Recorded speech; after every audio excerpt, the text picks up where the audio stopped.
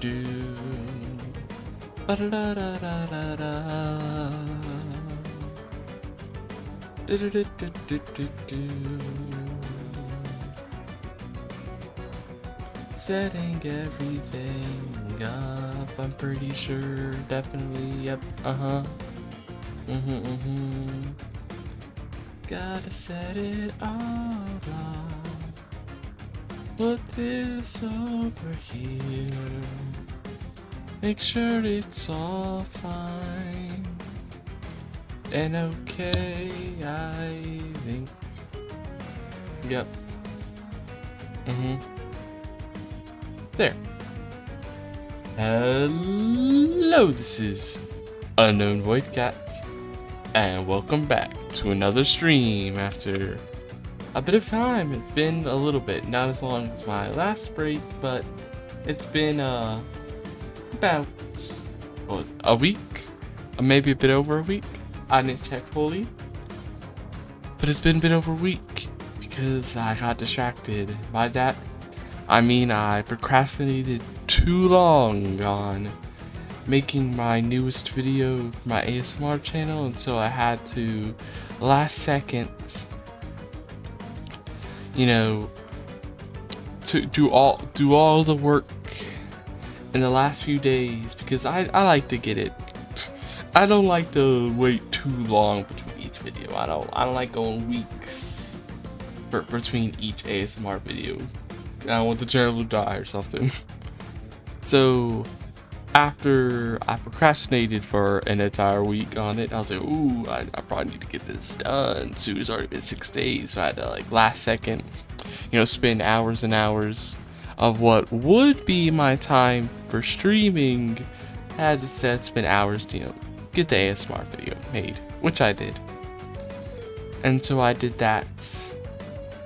Probably would have been better if I didn't procrastinate. Instead, I was a little bit smarter and instead maybe did something like divide the work up evenly amongst the entire week, and instead of doing it all at one moment, maybe if I instead 1 hour, like an hour to this day, an hour to this day, an hour to this day, probably be smarter than like being like, I'm gonna get all 5 hours of the drawing done this day, all the hours of editing and recording done this day. Probably would have been better if I split it up. Probably would have allowed me to like continue getting other stuff done at the same time, like streaming. But yeah, that's just how it be. That's just how it be. I've always been a procrastinator ever since, well, a long time. I think the only time I haven't been a procrastinator is maybe all the way back in literally elementary school, because I mean, it's elementary school. What is there to procrastinate on? But ever since middle school, high school, I was the kind of student that would get those assignments done day before. Type up like 500-word essay day right before it's done, due. And just how it would be. So I had that happen. And then I also had something else occur. Because technically, if it was just an ASMR video, I could have technically streamed yesterday, but then something else distracted me, and that is Frostpunk 2. It finally came out to Game Pass on. It finally came out to Game Pass on the Xbox right after I had finished on my ASMR video, so I spent the entirety of yesterday and honestly most of today too playing it because I've always wanted to play it so bad. While I'm talking, I should probably stop spending all this time. I should probably try to start the game. So I can go ahead and start to get this run going. So I'll probably keep talking while I start doing this. But I've been wanting to play Frostpunk 2 for so long. Like, I wanted to play it when it first came out, because when it first came out, it also came out for Game Pass, but for the computer. And I was gonna play it, but unfortunately, the minute I booted up the game, immediately put me to like the worst like potato graphics it could. It knew my computer wasn't gonna handle this. It put me on the worst graphics, but I was like, okay, maybe I'll still be able to play. Open up the prologue mission. One, looked horrible because of how low the graphics were put, so it didn't look too well. And two, even with how bad the graphics were like downgraded, it could barely run the prologue. So I knew like, okay, it ain't gonna run the rest of the game. But I still tried. I beat the prologue, but the minute it loaded the first mission, nope. The first real mission, nuh-uh. Minute New London came into sight, computer was done. What is this? It was completely done. It was not about to handle that. And so I had to give up for it, and I was like, man, this is really sad. And it was extra sad because I thought that I might have had to like, because I didn't know if it would ever come out of console anytime soon or anything. And if it did, I didn't know if it would be a Game Pass or anything.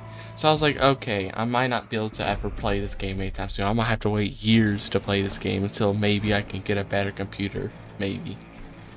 If that's the case, if my computer can't run it. So I was like, ooh, it's gonna be a while. But I was like, that's sad, but you know, ain't exactly nothing to do about it. But just in case, despite the fact that I couldn't play the game, I still was like, you know what, I should at least still try to avoid spoilers. So this entire time I've actively been trying to avoid as many spoilers as I could. I've been trying to make sure I got no spoilers at all. Anytime I'd even see a glimpse of a thumbnail talking about Frostpunk 2, immediately look away, immediately scroll away. The minute there's even a chance of seeing that. And I luckily was able to like keep pretty uninformed about the game to this very day until I finally played it, and man, I was happy. I was happy I did that because I enjoyed the game. It was pretty fun. Like the only spoilers I got for the game were just from like trailers, like because I watched, you know, the trailers when they came out. Like the first one, the very first trailer when the game was still some time away from being completed, you know, the one that didn't show any gameplay and was just like a cinematic. I watched it multiple times, and then I also saw the second one, you know, the one before the game was about to come out, that actually showed gameplay, and I was, when I saw that, I was immediately excited. I was like, dude, this looks so cool. It looked so cool. So I was for so long looking forward to playing this game. Look, what am I doing here? This ain't doing so good. Ooh, this guy's about to be going up. Darn it. I probably should have spent some. Oh, actually, I could do this. Never mind. I should have just drawn this first. This would have been better. But I kept avoiding spoilers. Like my life depended on it. Thinking that I'd probably have to do that for years. Luckily, it wasn't that bad because while I did have to avoid quite a good amount of spoilers when the game, you know, obviously first came out because everybody's playing it, after like a few weeks, ain't nobody was playing it no more. There, or at least nobody's making much videos about it. Very rarely when I see a thing recommended to me about the game. But luckily, I didn't have to wait as long as I thought, because eventually the game did in fact come out on console. So I was able to play it there, and surprisingly it worked decently well. Like, I thought it would work. I didn't think it would work very well. I thought, you know, the console, I didn't think my console would be able to run it very well. I wasn't so sure. But surprisingly, it did like pretty decent. It did like pretty decently. I was able to play it and like play the entire campaign and get it done. And I had quite some fun doing it. I played, what was the path? I played the path with the Faith Keepers. With the Faith Keepers. Because what I did is, you know, the prologue, I just hit, since it was my first time playing, when I got to the prologue, I just hit the randomized button. I let fate decide which I would start with, Order or Faith, and it chose Faith, so I ended up getting with the Faith Keepers, which was cool to see, like how they like came to be. It was cool to see them, and like how like they and their like kind of lore and how they came to be after the influence of the first game. Because I did play the first game. I don't know. Did I say that already? I can't remember. I'm too busy just randomly talking. But because I played the first game quite an amount. I played actually the entirety of the first game, all the missions, including the DLCs, multiple times, because I did really love the first game, which is why I was looking so much forward. That's why I was looking so much forward to this game, to Frostpunk 2, because I had played the first one so much, multiple times over. So I was like, ooh, I love the first one, so I really want to play the second one. And the second one was good. It was different. It definitely was very different than it was quite different than the first game. I guess it was obviously different because, like, both on scale, with like the fact that, you know, you're building districts instead of individual buildings, but also like there's like the vibe in a way was also different. There's like a certain kind of vibe that was different with how the second one operated versus the first one. There's a variety of things different. So they're not different in quite a bad way. I actually liked how they were different.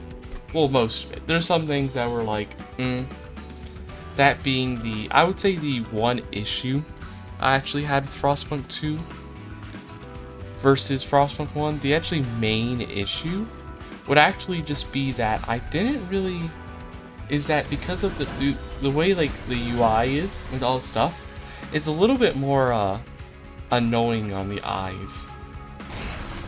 It's a little bit more taxing on the eyes in the first game. So they could also be with me just playing on like console.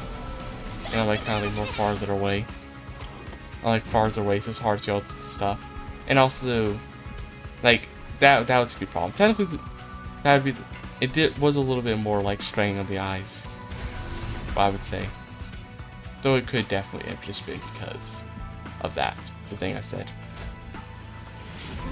But otherwise, the UI was pretty fine. It still looked nice, even though it was slightly straining. It still looked nice, and it was.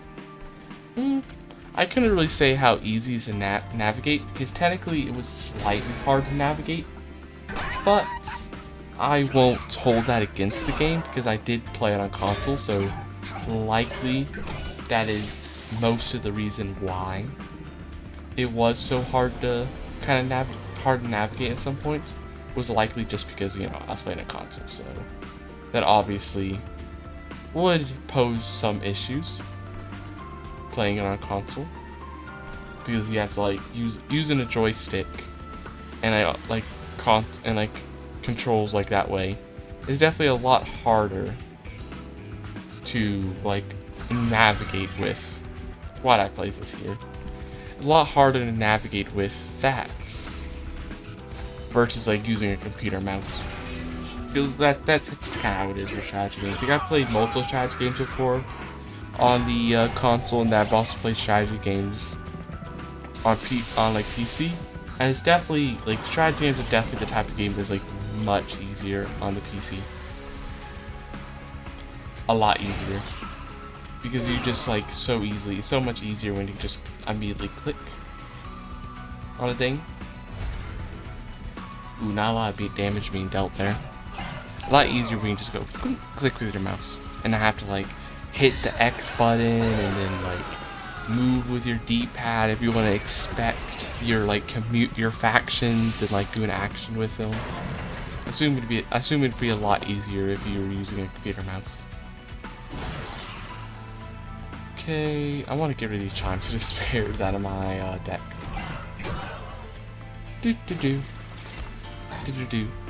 Okay, we're not doing a lot of damage to this guy. And even with the frozen lances, that's still nothing. Oof. I'm not doing very good. I might actually be dead here. I think I was too distracted talking about Frostpunk 2 that I kind of threw. Yeah, we're dead here. Okay, that's got to be a restart, Ben. Unfortunately, it was just, you know, it was the first run of the stream, so I'll just say, you know, we were just, you know, we're getting warmed up. But yeah. The UI was like, it had its problems, but most of those problems were just the fact that I was playing on console. And would likely be pretty fine. Would probably be perfectly good if I was playing not on console.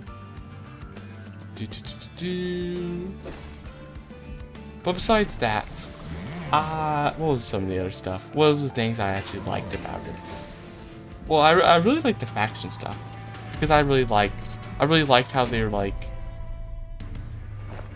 what would be the word? I really liked how they like expanded on the story in a way, because that's one of the things I really liked about the first game, was like exploring the story and everything. That's what I really liked about the first game. So that was like pretty fun. Exploring different factions and how the different factions interact with each other and get annoyed with each other, and then eventually try to like completely assassinate each other was very fun. Very, very fun.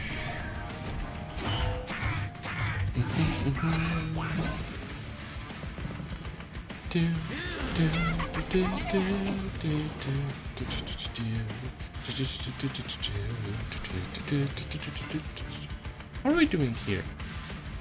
Fallen champion. Eliminate you. I'm gonna use a phase, but I probably okay. I probably should have applied a conduit there before I did that. But fine.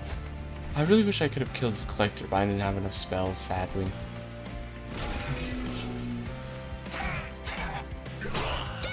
Bum, bum, bum, bum, bum, bum, bum, bum, bum.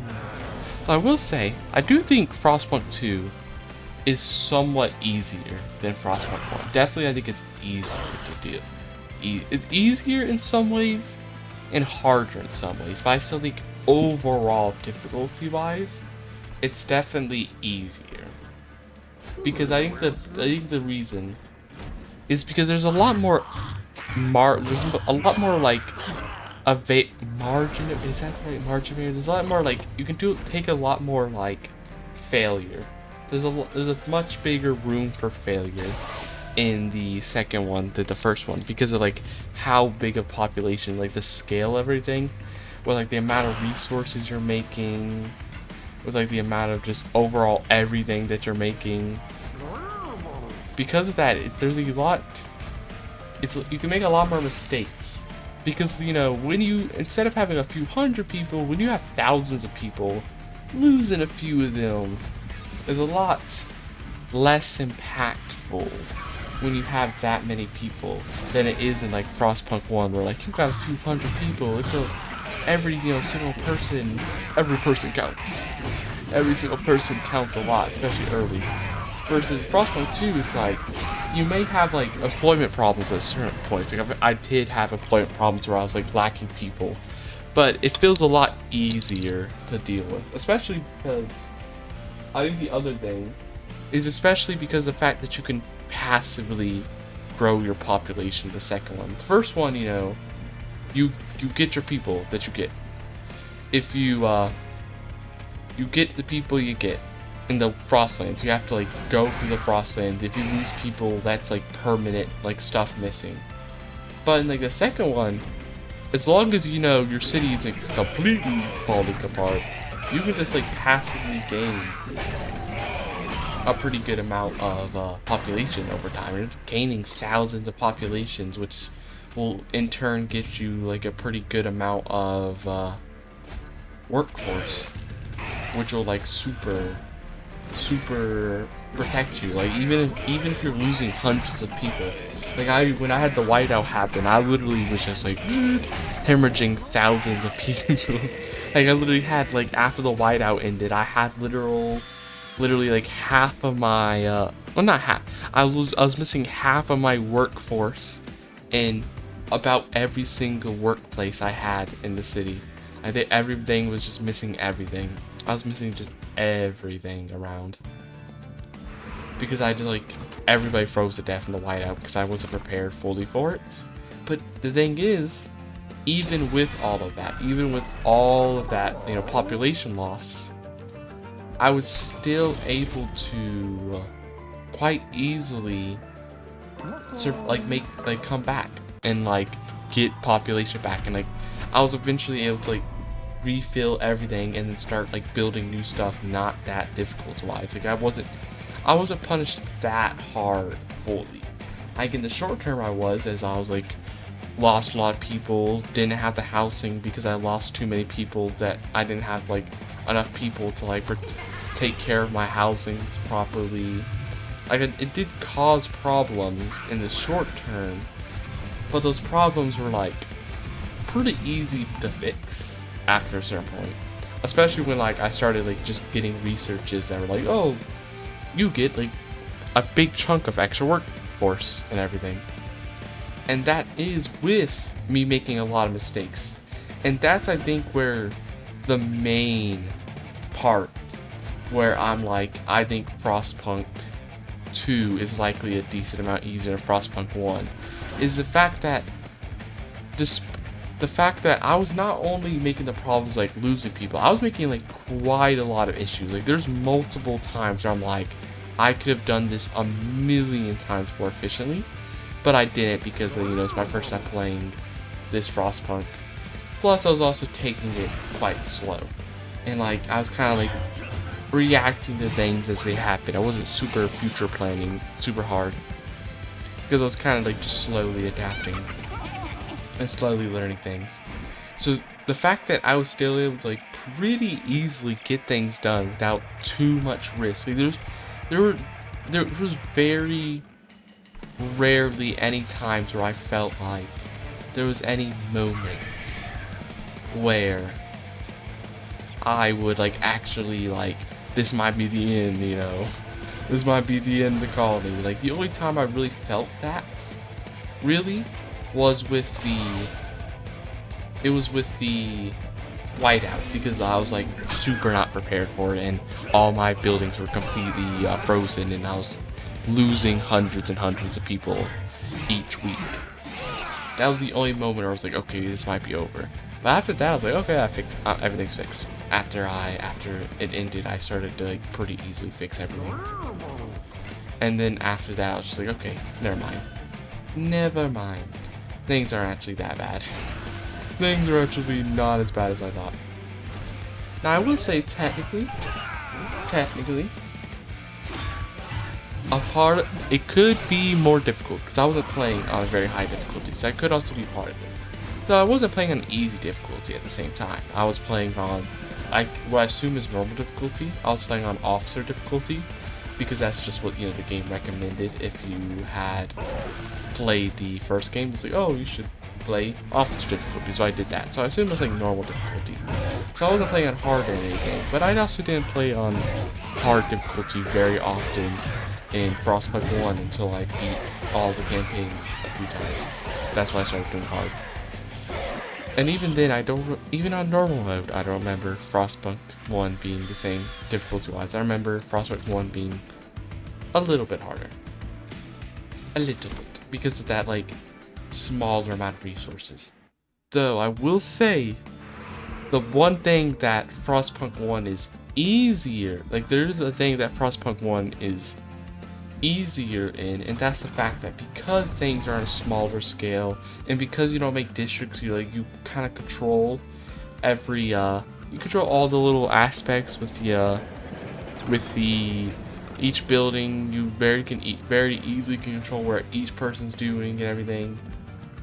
Because of that, I think it's a lot easier to micromanage things and like finally control every single aspect of the city in Frostpunk 1 than it is 2, which does give like a certain level of easiness. What is this? Trader's Quill? Artificial Power Stone? That's nice. Not the best thing to get, but it's nice.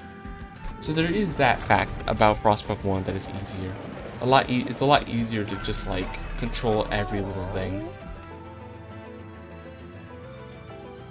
Do I want to try Stasis Crystal, maybe? Resolve Stasis. Remove Stasis, starts battle on cooldown, so you'd have to wait 30 turns, but you'd get, like, a bunch of stats. I don't think there's anybody good to do that with. Like, I could, like, do it on the side of the sea, but that would be, like, a lot of time being wasted, though. A lot of time where I'm not gonna be able to hit anybody is the problem. A part of me is like, maybe just Zone of Silence. Maybe just Zone of Silence, though, instead. And then, how much money do I have? Just not enough. I was gonna say, ooh, maybe if I have enough money, I can re-roll and see if I get something better. We don't have that much money. We don't got that kind of money. Where are we in? Arcan? Okay. Fire Hunter? I gotta keep that in mind. So I think Frostpunk 2, a bit easier. A bit easier. And I definitely think that when I play it the second time, because first time I mentioned I did Faith Keepers, but what I fully did is I did like the Faith Keeper route where you fully go with you go fully with like the Faith Keepers. Like I didn't pass every single law they wanted. Like I didn't pass I didn't like, I don't know, pass public executions or everything, but I did like, and I didn't get all the what are they, the core things, the things where it's like progress, tradition. I didn't get those maxed out fully, so I didn't get like those things maxed out and got all the maxed out ideas for like tradition equality. I only got progress maxed out, so I didn't go full on the Faith Keepers, but I did do all the big stuff, like all of the oh, also I really should have had this guy down here by accident with the shield sword, but I did get all of like the big stuff, like side with them to switch the generator fully to oil, make it super strong, rely mostly on the city, and also did the whole thing of going and turning Winterhome into a bunch of ruins that you can scavenge to improve the ruins. So I went fully there. And then after doing that, Civil War starts, and I decided to go down the path to exile the Evolvers. So that's what I did the first one. But I think when I played the game the second time, and I tried doing another path, like another thing, maybe with Evolvers or whatever. I think when I play the second time, I think it'll definitely be like a pretty good amount easier. Now that I know what I'm doing, I know what to repair, I know what's important, I know how the stuff works. Like I now know that. I think one of the things that I struggled with for a bit is I didn't know how crime worked differently than other stuff. Like I thought that the only problem was that I just need to make more goods. I didn't really truly realize just how much like I really needed to not just get more goods to keep the people, but also I just need to make crime, like patrol things, like the little patrol watchtowers, whatever, because you have to at a certain point, because the goods aren't the only problem. The problem is actually just that eventually your population just will keep growing, and that will like take your crime out of control. And so you have to make one of the little watchtowers to decrease crime at some point. You have to, but I didn't do that until like super late, so my crime was just skyrocketing, and I was like losing a chunk of people to injuries, and I was getting a bunch of people injured, and I was getting a bunch of people injured. And I was also like constantly have my tension rising a bunch. But now that I know that you really should be doing that like earlier and getting that stuff done earlier, I now know like, okay, get those stuff. Well, at a certain point I need to like definitely focus that down and like get that stuff done. And I also know that materials, very important. I spent so long with just horrific, what's it called? What's the name of the thing? What's it called? What's the squalor? I had my squalor just constantly getting out of control in like early mid game, kinda like early mid game. My squalor would just constantly be like extremely out of control, because I just never had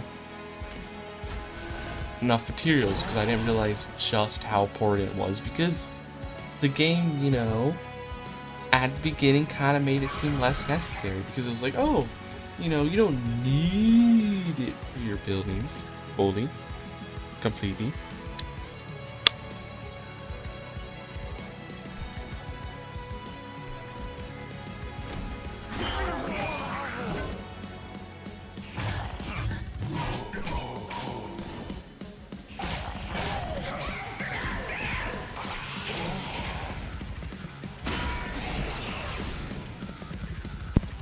it said like, oh, some buildings like required materials and you would have to have them. Like for example, the industrial districts, you need to have them, or else the thing wouldn't function.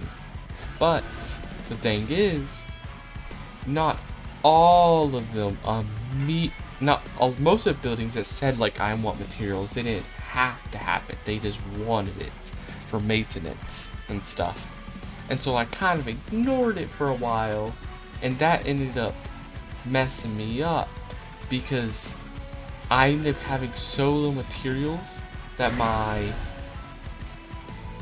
squalor just went super out of control, and I was just getting like buildings falling apart and districts falling apart, and my tension was also going super high, which combined with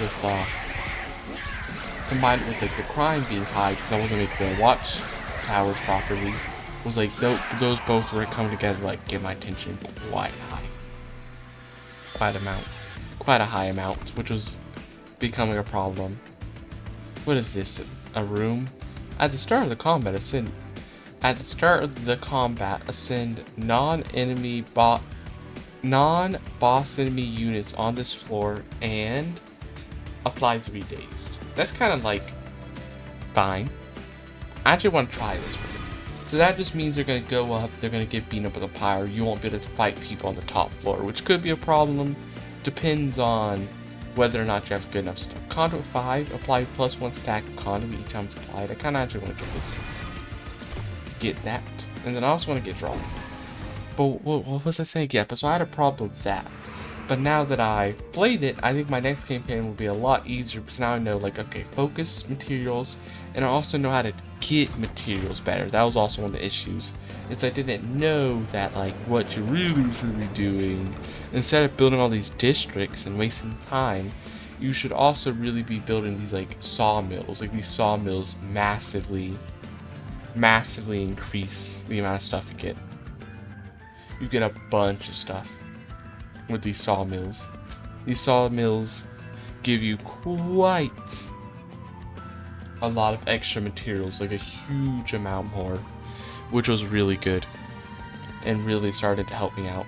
And so I really should have been doing them earlier. What is this? Revenge permanently gain a rage? Ooh, that's kind of nice. I kind of want that on my side to see. The only problem with this is they have to be hits. And I kind of don't really like putting them at the front that much because that could, come with some negatives. It is a problem, but it's so potentially good though. And they do still get health from their incant. So it's not impossible for them to, get enough HP to do good. So I kind of want to try it. Is the thing. I want to try it. I think it could be really good. Potentially really good. But yeah, now that I know the materials thing, I can next time much more easily deal with that. More easily deal with, like, squalor, and much more easily deal with, squalor, and deal with crime much more easily.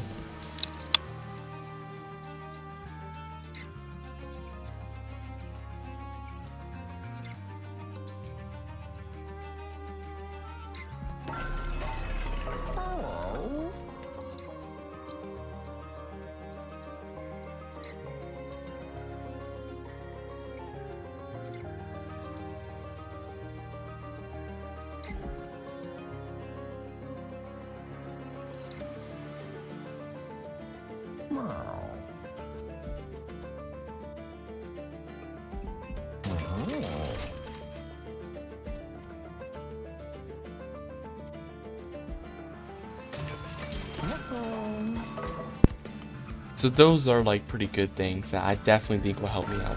The other thing that's actually, like, pretty impactful that I think is, like, really important and was, like, very important in the first game and, like, was really helpful for, like, helping you out, and I think will also be, like, a very important thing to keep in mind in this one too, and will, like, very much help out as well, is knowing what order like laws and stuff should be researched, because that was like a very important thing to kind of like have in your mind. The first game is being like, okay, I know I want to immediately be rushing down extended, like first game, you know, like I'm gonna immediately be rushing down extended work shifts.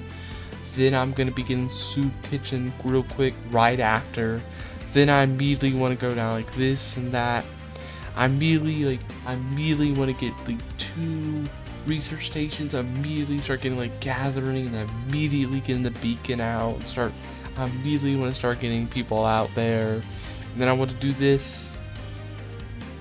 Like those were like very important to know. Very, very important. And so I think now that I played this game, now that I played the game once, I think now it'll also be easier because I'll know those stuff better as well. I'll know like, oh, I should really be doing this. I will know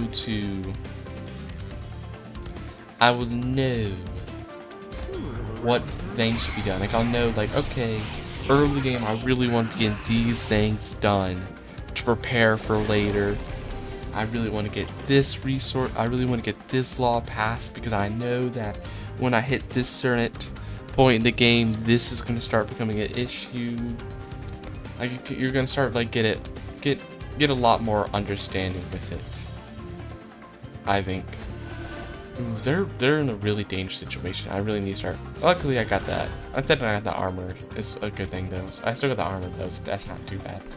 Will this guy be okay? I don't gotta worry about any of these guys, because, well, technically I might have to worry about this guy, because this thing only gets 3 days. 3 days is 3 turns, right? Yeah. I do 60 damage, so all these guys will guarantee, no matter what, will die, because the highest health one is 180, and this does 60 damage, so I don't gotta worry about nothing here. I just gotta worry about keeping my people alive and getting as much incant as I can. Okay.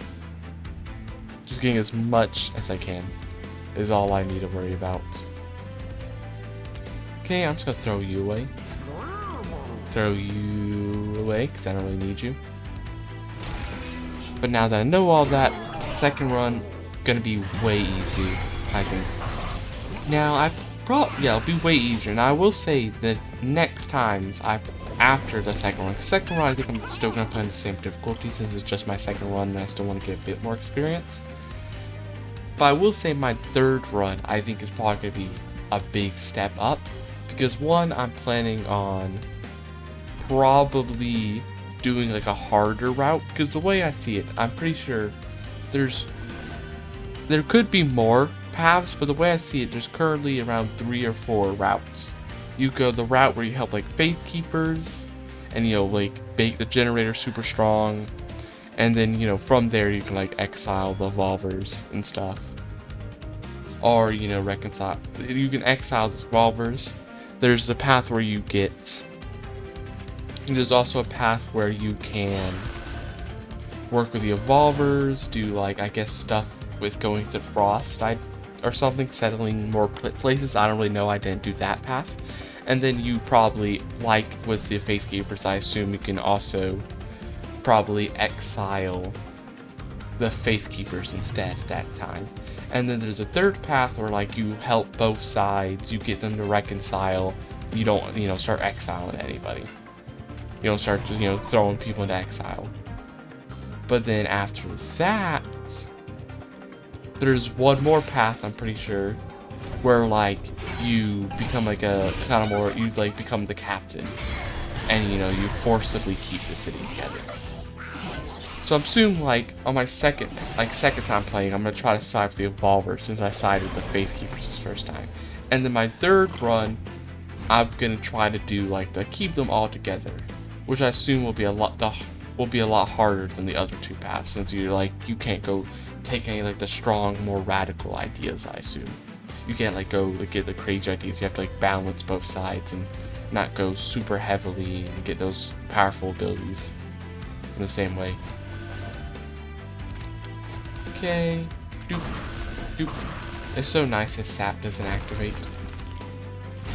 So soon the third run will probably be the harder in that way. Though they'll also be easier because I'll probably have even more experience than I currently have now from playing the first time.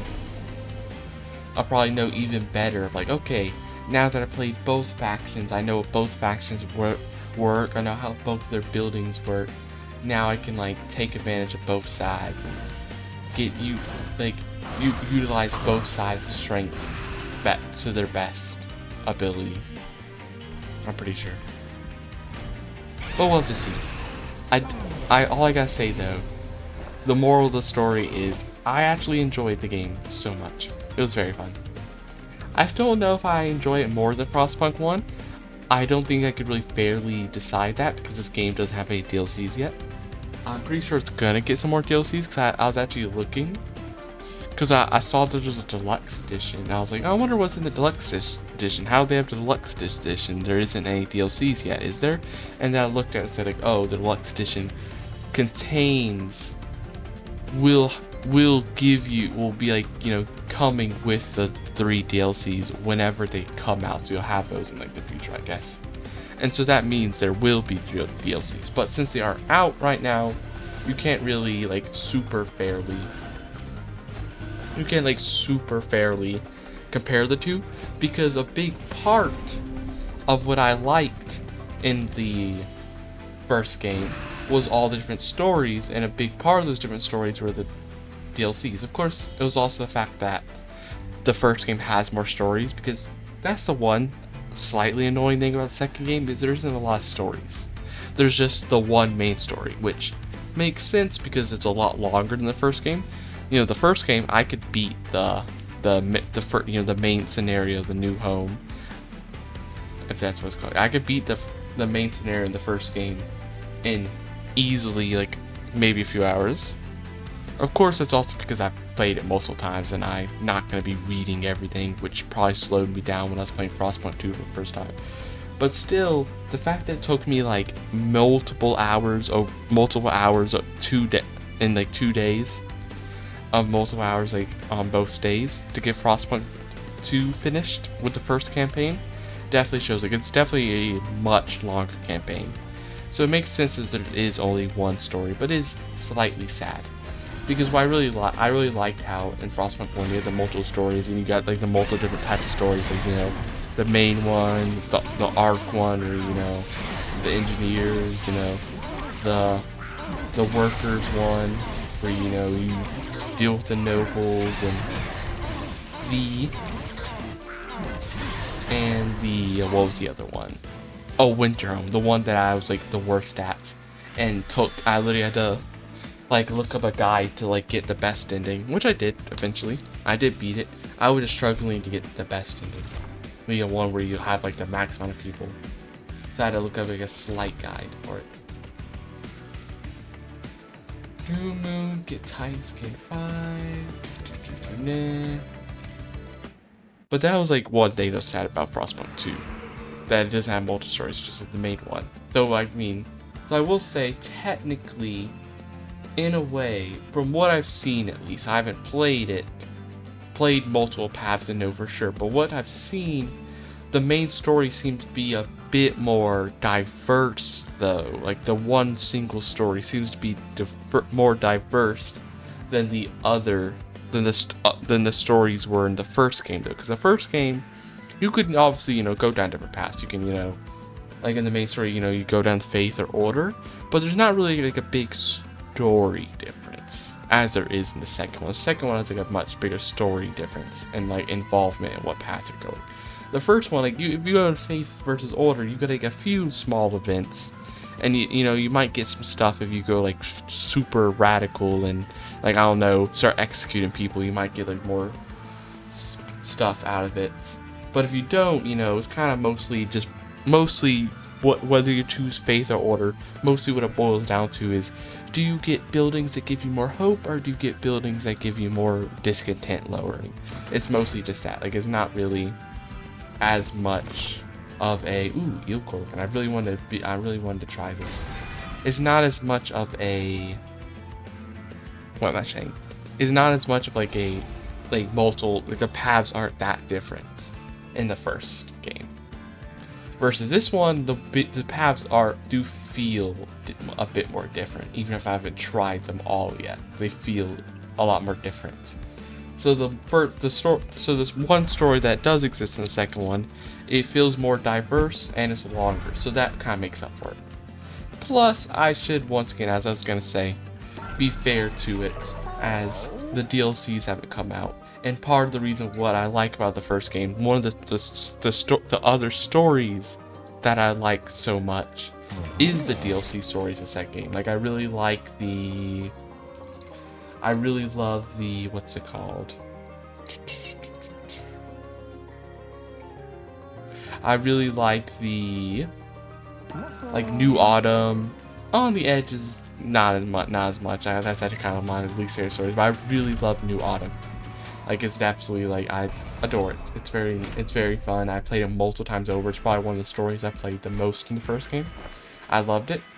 And so I probably should be fair, and I can't really, like, judge which one's better because the DLCs haven't come out for it yet. And so it's very much possible, because I assume the DLCs won't just be like features. I assume they'll be adding new stories that with like new stories to go through, and then that will be, kind of fulfill the thing I'm missing, which is different stories. And I assume now how many of them will be there. I mean, it says 3 DLC, so if they each have a new story, that's like, depending on how long they are, that's like around the kind of same stuff you'd have in the first game, around similar amount of stories. Not as much, but considering they probably are longer, around the same stuff. Now it depends on if each DLC is adding a new story or not. So I do wonder what they're going to be, because I haven't seen. I assume, one of my guesses, I bet that the one of the stories will probably be about the Wanderers, because they appeared so much. They appeared so much in the story. They appeared multiple times. You played them, the prologue. They appeared again, where you had to like give them oil. There's like multiple times where they appeared. So I have like I feel like most likely one of the things will be about will be about the Wanderers. Like, one of the DLCs will probably be like exploring the Wanderers stories after they left. After the prologue. I think that'll probably be the case, which would be cool to see. And once it happens, I think I can more fairly judge like which one I like more, because then they'll actually have like more equal amount of time to grow and equal amount of content. I really need to get Silency stronger quick. Their health is quite low. Quite low. But yeah, so once that happens, I think it'll be a bit more fair to judge. A bit more fair.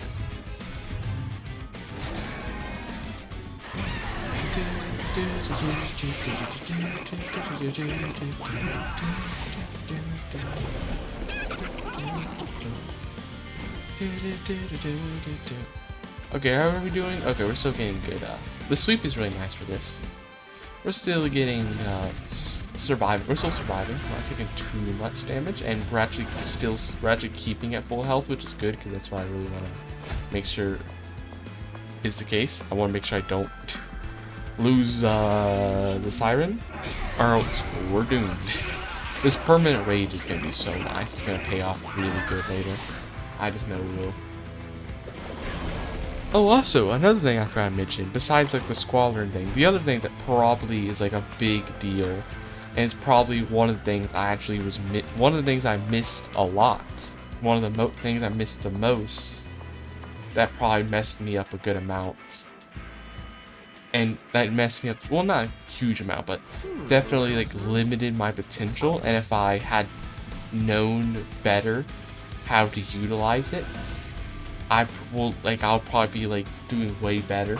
The next run I play is, what's it called? What's the name of it? Effect. Like district adjacency. It's like effects. Like the effects you get from like like hubs and heating things and like having warm districts nearby. Like those effects, I did not really understand it immediately. And my planning wasn't like super good because of that. Like, like I started to understand when I like later, and like started to have stuff like properly planned out much better in a much better way, and like started getting stuff around each other in a good way. But in the beginning, I was not placing my stuff in like good areas where they could like really benefit from like the effects of like being near warm stuff, and because I didn't really understand how it worked, and I also didn't have like as much previous experience to like work off with, like because some of your experience, some of the stuff experience I have comes from like the first game, because the first, obviously a lot of stuff were changed in the second game, but there's still some kind of like core concepts and ideas that kind of stay the same in a way, like, you know, maintaining good heating, even if it's like done a little differently in second game, there's still the idea, and like just there's certain aspects in the way events are kind of handled that are like still very similar to first game, but the area of effects, that was a thing that was like radically different than the first game, and that's why I was like struggling with it for a while. And so I think next time I play, I'll be a lot better, because I'll know how to utilize it a lot better. I'll like know much better how to use it, because I didn't quite know how to use it this time, because it's very different than the first game. Because the first game has like kind of zone area effects, but because there's like, you know, not districts instead of buildings, it functioned very differently.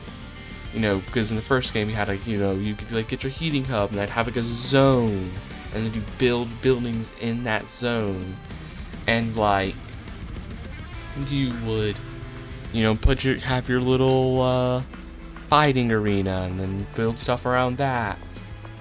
But in the second game, because you have districts, it like, and because districts, you know, you have to build these big sprawling giant districts that, you know, you're not placing one at a time, you're placing like 6. You're placing a district that has like multiple different pieces all at once, that all are built at once. Because of that, it functions a lot differently. That, and also like the zone effects are, instead of having like this big zone you make, instead it's a lot more like adjacency focus, like having a district be next to each other, having these hubs be next to the districts, instead of like placing down a building that has like a big zone, centering everything around that zone and like building stuff in the zone. Instead you have to focus a lot more on adjacency and like planning your districts together in the right way. And so I think that now that I understand that better and realize how it's different the first game, I'll definitely be doing better next time. A lot better. A lot more efficient. What is this? You can't apply frostbite. We don't got that much room for that. We don't got the room for that. Restore 10 health to friendly units and give armor. Kind of expensive. I'd rather more just the other one. I prefer the phase blessing a lot better, especially because this one's consumed too. It's the thing, which makes it a bit more annoying to consume. Wait, that silver ink, did that say it applies attuned? Oh, I thought it just said it applied magic power. It applies attune as well. Oh, that could have been so nice. Like a tune on my phase blessing could have been so good. No. Oh, I messed up there. That would have been so nice. That would have been so good. I messed up there. Shame. I should have gotten that. That would have been so good. It would have been so good. So good. What do I want to get rid of anything specifically right now? I want to get rid of some of these, like, more of these stewards and some of these random units I kind of want to start getting rid of. Okay. Remove, consume, add spell chain. No, I would love to add spell chain to a phase blessing. Upgrade spell to make it cost less. Upgrade spell to permanently remove, consume. I'm actually gonna remove, because these won't get decreased because they're not attack spells. So they're gonna still be high cost. I wouldn't wanna deal with that. Conduit, yeah, that'll be good once I get Mageblade. Well, if I get Mageblade, I guess I should technically say. It'll be good if I get Mageblade. So I should keep that in mind. Also gonna make that one cheaper as well. Magic power. I could put that on it. It won't be like it, and then it should be good. Still be good, I think. This will work. I would like to get spell chain, but that also works as well. Since I don't have spell chain. Magic power. Taffies. Oh, obviously, Savage Shackles. Gotta get rid of that. I really need to get something for the Eel Gorgon. The Eel Gorgon's getting so much multi-strike, but it's like wasted because they're not getting any more attack in the way like the Silence. 100 attack already? That permanent rage is so nice. It's so nice. It's so good for me. Okay. Put you here. Zone of Silence. Ooh, this is really bad for me. Having all of this stuff immediately have the boss immediately down here is quite bad because that could get me. I could get the Siren of the Sea killed. Hopefully this will save the. Okay, good. Good thing I got the double phase blessing. That saves me a bit. There. Also, I should have actually done this. This would have been good to do because then I could have health higher a bit. This, okay, we got saved a bit. That saved me. That definitely saved me there. I would have been full out of that situation for that. Quite a bad one. Now, can I get some more? Because I might still be in a bad situation if I don't do it now. Okay, because see, I'm almost dying still. Okay, keep doing this and this.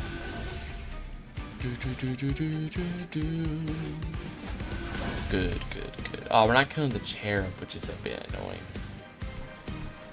What do we do here? Play the steward here. Steward. Steward,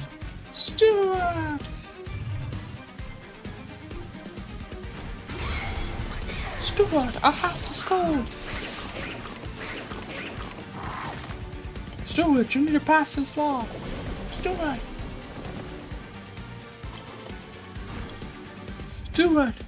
5,000 people just died from cold. Steward.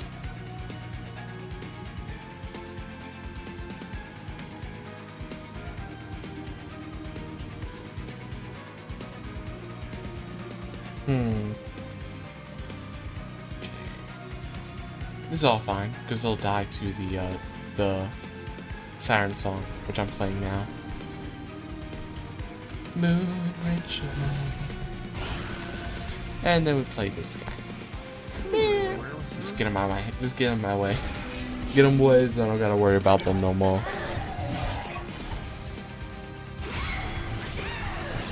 Get them out of here. Unnamed to give me power.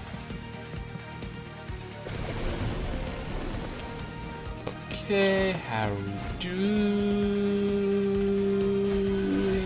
That's not good. Oh no, this is really bad. I don't know if I'm gonna even be able to deal with it because I don't have my thing this time.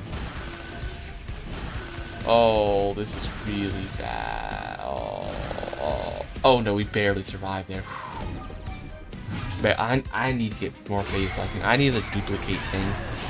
I need to get a duplicate thing so we can get more phase blessings. Yeah, killed that guy.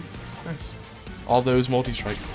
And that daze is really helping there, which is so good. Oh, this is really bad though for my Siren of the Sea. That putting them in the front really did come with a lot of risk. Is the unfortunate thing. I definitely put a lot of risk doing this. Ooh, okay, no, we're good, so good. We're still good. Do not worry. We will still be surviving decently enough, at least. Goodbye, little guy. Ice guy. But I really need to get my health high up before that boss comes down here. Before Kale comes down here, I do need it up a lot. Yeah, because we're literally about to die. This right here. Literally almost about to die right now. So definitely. Okay, and then another. And another. I think one thing that'll help is if we get more space, we'll have that conduit one, the one that increases conduit, and more conduit. One will help if we get Mageblade, which we need that Mageblade, I demand it. But also, if we get with more conduit, if we get by getting more conduit, that increases how much those phase blessings heal and provide armor, which will be really good. I should go ahead and use spell blessing now, just while Kale's already down here, so that I'll be applying more spell damage to them, potentially. Well, if I can even get a spell there, because technically he's gonna probably spawn like he spawns 3 cherubs in front of him, so I may not even be able to hit him with the spell though, actually. But just in case. Okay, do we live? Okay, we're still good. I finally got my health good at a good enough pace. I'm no longer getting murdered there. You can't phase blessing. Phase blessing. Let's go ahead and use. Nah, let's wait until we use it when Kale's down here. We'll use it when Kale's down there. So we have like an extra magic spell to maybe kill some of the cherubs to come out the way. Which on my cherubs definitely not gonna get rid of them. Luckily the cherubs, because they're the damage shield birds, those shouldn't be actually too deadly because we have a huge multi-strike unit. So there's that ain't good. Only 300 damage is pretty bad. Pretty bad there. Okay. Get rid of you. Let's Rune Speak. Get rid of you. Okay, 1,000 damage is still not amazing, but it's getting up a little. 2,000 damage. Okay, we killed him. Okay. We're getting good. And luckily, the Sire of the Sea should be getting hit a decentish amount of times, considering they're literally about to die. They should be getting hit quite a good amount of times before this battle is over. They should be getting hit a good amount of times, which should give me a decent amount of what's it called? Rage. Permanent rage. Permanent rage. Which I love to see. All these multi-strikes makes it so much longer. This it's gonna be so crazy though, if I ever get damage on this guy. Or if I can get the also if I can get that one relic. I remember that run where this guy was gonna be so crazy because I got a relic that like I got dualism on him, so he's getting well actually I think which increases it, I think. Or maybe I was thinking about getting dualism and testing it, but I actually did. I don't think I actually did. I was thinking it might work, but I never tested for sure. No, that wasn't what it is. What happened is I had an artifact that made it so every incant activates a second time, so this guy was getting double the multi-strike. They were getting like an insane amount of multi-strike. It was so cool. Unfortunately though, that run got absolutely annihilated because I didn't have enough protection and he got murdered, and once they died it was kind of over because I had no damage. Okay, endless and can't armor would be good on units, but not eligible. Why can't they have a can't armor on though, I wonder? Maybe because I don't know why actually. Why can't they have a can't armor? I don't know. I think I'm gonna actually put. Why can't they get a thing? A quick stone. Can they not get another thing? That's weird. Well, let's reroll. Dualism. It doesn't work. What? Why is the Eel Gorgon not eligible? So you can't even use the dualism? I can't even use the dualism I wanted to use this whole time. That's sad. Hey, at least we can get the Sealy though, 10 conduit. And actually get up to 20 conduit. So now that floor is gonna have crazy amounts. That's kind of tragic. Oh, we can't get the damage though at least. Darn it. We can't get the dualism or the incant thing. But at least I guess we at least give them some damage. So at least their damage is going to be higher. So now their multi-strike is going to be a bit better than it was before. Yeah, but we can't do this stuff like I was hoping. Sad. Sad, but whatever. What I want to do now, though, is this one. Yeah, this one. I want to go ahead and get that up. What is these do? Damage spells. We don't have any high cost damage spells, so it doesn't matter. Spell weakness, rune speak 2. I think that just makes it a little stronger. We're just gonna take that. We'll take that. Front non-boss gets 2 randomly. I don't think it's actually a big deal because our damage because we have a good amount of multi-strike stuff. Plus we have that thing that dazes them for 3 turns, so we'll have time to deal with them on the if they get to the fire potentially. Thanks to that daze thing. We still don't have any equipment besides like room equipment. We somehow have not gotten any, which is like surprising. How have we like gotten like almost none at this point? We're like lacking quite strongly. Zone of Silence I have to play now, but the tragic thing about that is we're not gonna get our Ethereal Ceiling early. I'm gonna play you here. Please give me Face Blessing early, or else we might actually get immediately murdered. Okay, good. We'd get immediately murdered if we don't. Oh, we got the Sealy. Nice. Okay. Do we have a Moon Ritual? No. Start playing this. Unfortunately, we won't be doing a lot to these guys because of their shield. Well, at least we kill one of them. Yeah. When we kill one of them, we go and use a Rune Speak now, which I might as well, so we can start playing as many spells as we can. We'll get rid of one of their...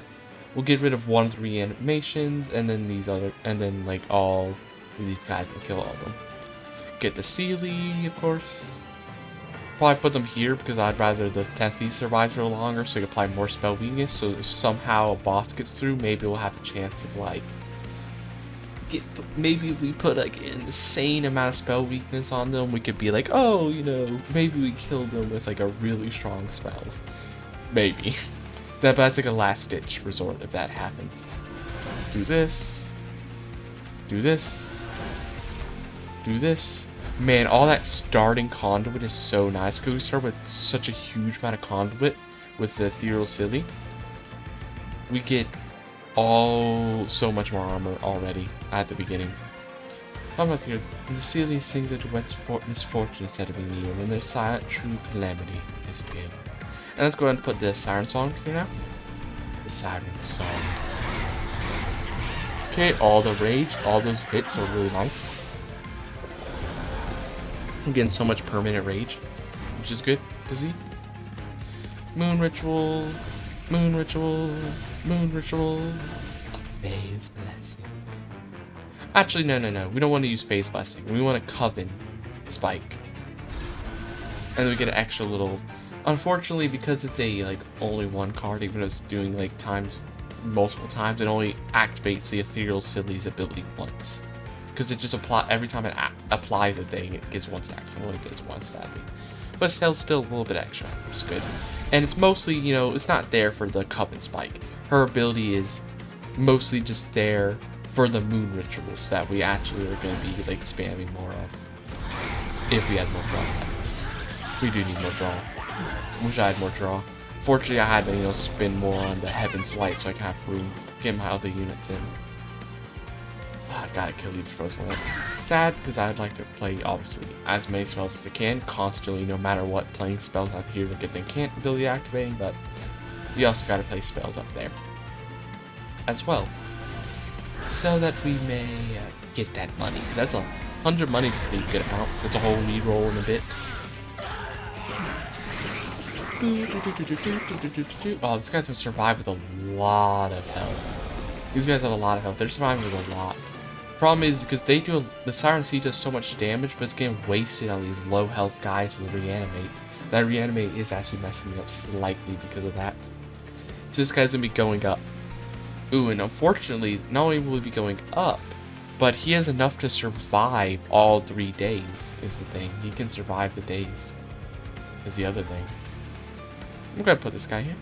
I'm gonna put him here. Now I'm gonna put him here. Now I'm gonna put him here. Now I'm gonna put him here. And then I'm gonna use this. No, I'm gonna save it because this one took more damage than this one, so I'm gonna save the spell weakness for this guy. Give him more spell weakness so he can potentially do more damage to soften him up before they get this fire, so that he might die instead.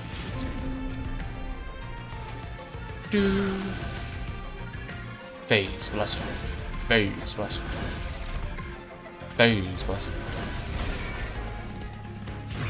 Okay, soften him up a little. Before he gets to the pie, he must be softened up a little.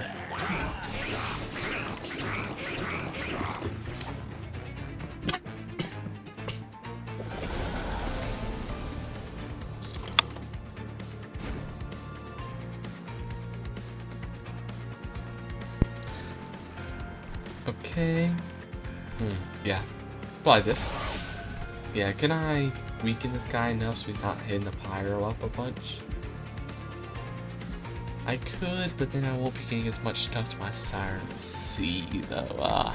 Nah, cause I don't know how, cause I've been barely surviving the bosses by like playing a bunch of cards and last second surviving enough. Like I haven't recently been having any bosses where like the boss came and I was immediately gonna be killing the boss. Like I've been surviving by playing like cards in the very last second that would keep us alive. So because of that, I just don't feel safe like wasting my time doing this. He's gonna do 1 single damage of 9, which isn't nice, but we have 105, so we're probably fine. We have enough health that we can kill him. Enough that we can take the loss. 300 armor is so good. That conduit coming into play so good now. It's finally helping me out. It finally is. Do. Days. Okay. Moon ritual.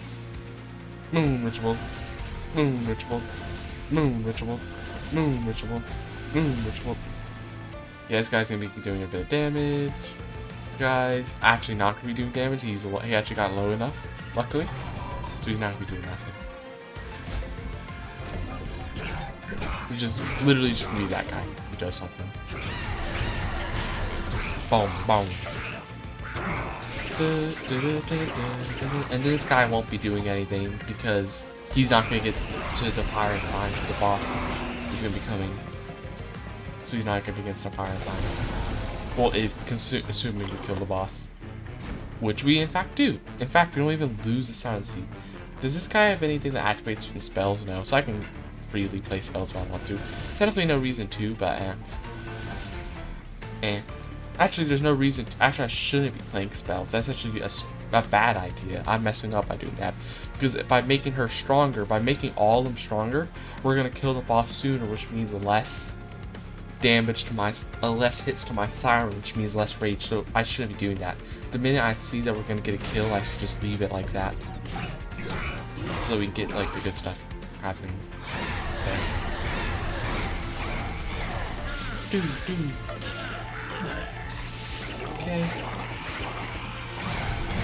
Okay. 100 damage. We almost got 100 rage now. We're about to get 100 rage on the Siren of the Sea. Man, that event was really good. I thought it might not turn out so good. I thought it might actually get me killed because I moving the Siren of the Sea to the front. But it actually turned out pretty nicely. Thanks to mostly because of the Fae Blessing carrying us, because Fae's Blessing is so nice. It can be so nice. It carried. It definitely carried. Phase X time, apply conduit 1x 3 times. Restore health, apply for conduit, or just grant conduit. I'm actually not gonna take any of these. I'm not gonna take any of these because that takes away from my space blessing. Okay, so what seraph is this? Think the conduit seal. The conduit seal is very nice. It makes that phase blessing definitely keep my people alive. What is this? The savagery. I think this is the one with the Pyre Hunter. That has a Pyre Hunter unit. So we should be good. We should have enough health for that. That's right. But the question is, okay, I gotta go over here. I gotta go here just for the Merchant of Arms. Can I please, Mageblade, come on. I haven't even gotten a single good equipment. Oh, that's tragic. How have I not gotten a single, like, offensive equipment to put on my units this entire battle? I guess, Void Arm. Yeah, I probably should have used Void Arm. Actually, yeah, I probably should have because I had that much money. For some reason, I thought I had less money than that. I probably should have just used it. I'm so used to skipping it though, out of just pure instinct. I'm so used to skipping out of pure instinct just in case it messes me up, that I just instinct skipped it. How much health does my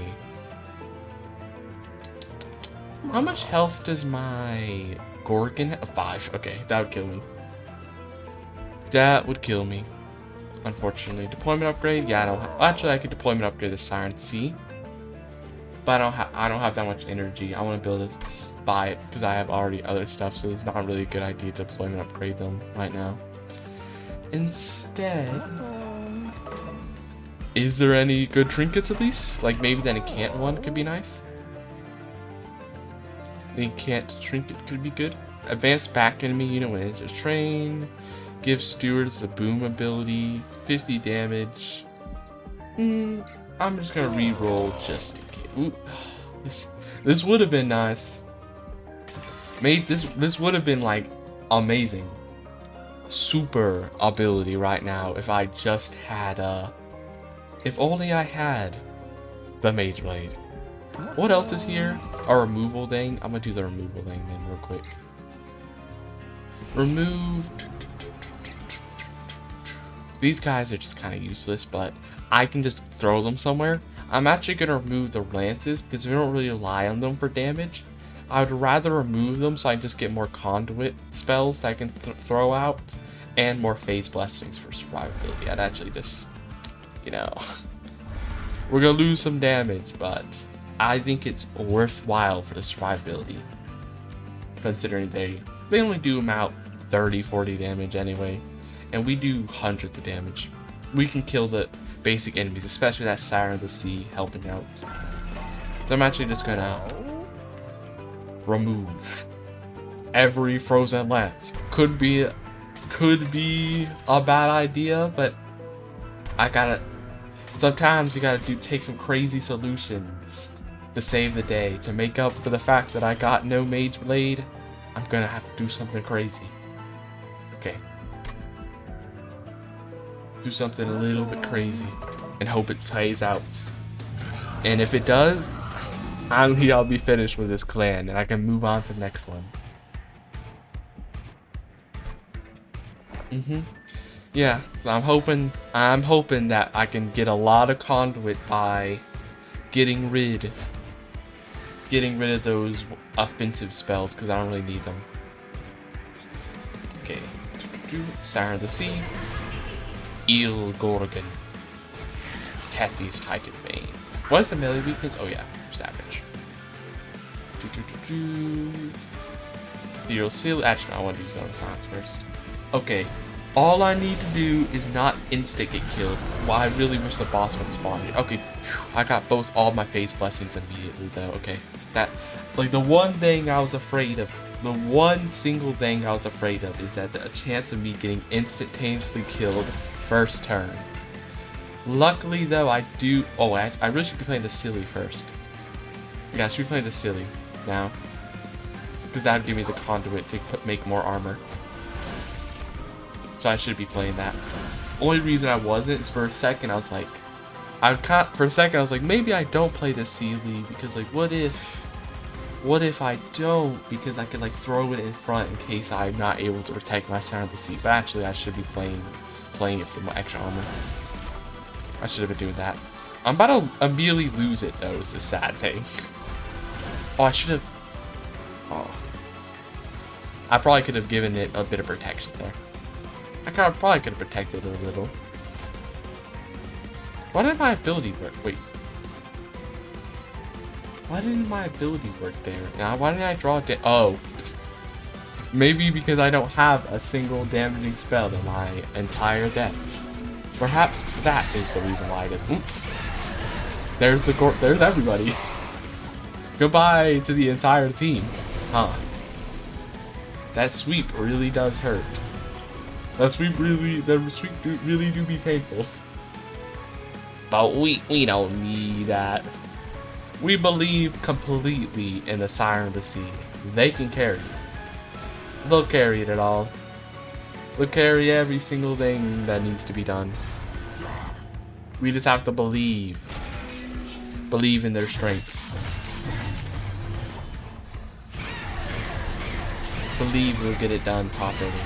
Believe the rage is good enough. And perhaps, maybe, we'll make it alive. I'm afraid of the fact that these guys are coming up with 400 health, though. That's a little bit fearful. That's a little, that does make me a little afraid. Ooh, wait a minute. Huh. Are we about to die here? Okay, no. Okay, no. Quick. Throw random units as a shield. Quick. Survival strategy. Throw random units. Okay, we're still clinging on to life. I really need those phase blessings, though. I desperately need them. Really bad. Really badly. Okay. There's the phase blessings. Get this. Phase blessing. Phase blessing. Phase blessing. The problem is you just don't got that conduit. We don't got the crazy conduit anymore, so they're not like super strong. They're no longer super strong. Unfortunately, that sweep killed me. If it only didn't work for that sweep. I keep forgetting that sweep doesn't get disabled by silence. For some reason, I keep thinking that sweep gets disabled by the zone of silence, but it definitely does not. Which, unfortunately, gets me killed. Okay, moon ritual, moon ritual, moon ritual, phase blessing, phase blessing. We're barely holding on. And we barely hold on. How long will we keep doing that? We'll see. At least I'm doing like quite a decent amount of damage. I got 300 damage per hit at least. We might die to random units though.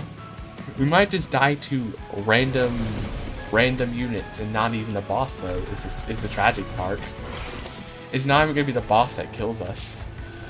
Probably. It'll likely just be the random units. The completely random units will be what takes me out. I guess I should have feared the Pyre Hunter more, huh? Because it's about to get me killed. Right now. Yeah. Well, then that dude is also doing 999 much damage. Well, that's extra sad. I thought I'd at least get the chance to see the boss and like see how much damage we're gonna do, but we won't even get the chance to see that. We're gonna die before we get. Well, actually, no, because of Pyre Hunter. I was about to, yeah, because this guy's gonna be doing 5 damage. That'll be knocking me out of 15, and then he'll do like 2 hits. You know, he's gonna be knocking me down to 10, and then he'll be doing 2 hits. I'm pretty sure this guy kills me. That's the thing. So now I'm pretty sure we're dead. I'm pretty sure we're tragically dead before we even get to see what happened. Before we even get to see the fate of this Siren of the Sea. Okay.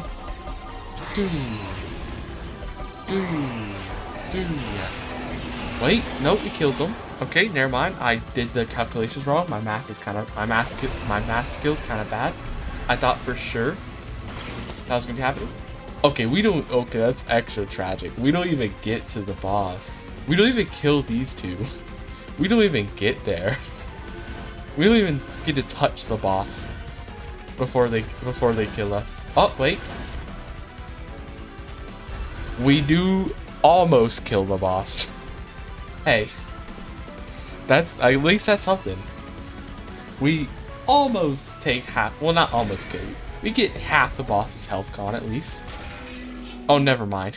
We just died a Pyre Hunter. Okay, scrap that. We actually do not even get a single hit off the boss because Pyre Hunter kills us.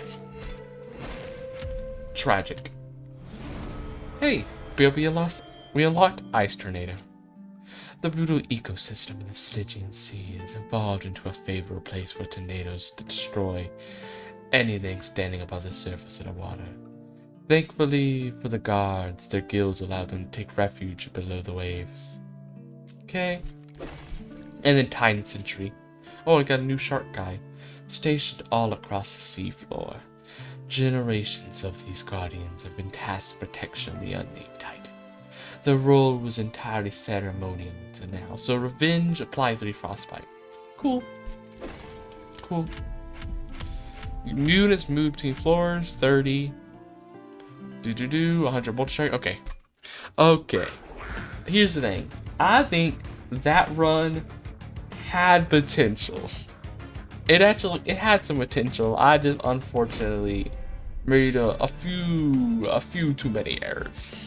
A few too many errors that perhaps if I had avoided, I think that run maybe could have turned out a bit better. But it's fine. The next run will be the one. Okay, I also take sweep because it just like helps me kill little guys at least. Mark of Invasion, perfect. I have sweep, so that's perfect. Perfect there. Go ahead and provide them here then, so I can sweep all the units that get spawned. And we'll apply a Ram Spear Sword, and then Spear Sword, and then a Nightgale.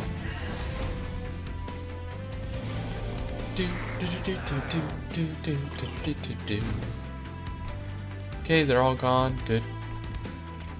Good. Might as well go ahead and use this now so we can save some damage. Go, Moon Ritual. Do. There. Eliminate them. Spell weakness. Spell weakness for not much. How much I'm about to be doing with that spell weakness. This is the top floor.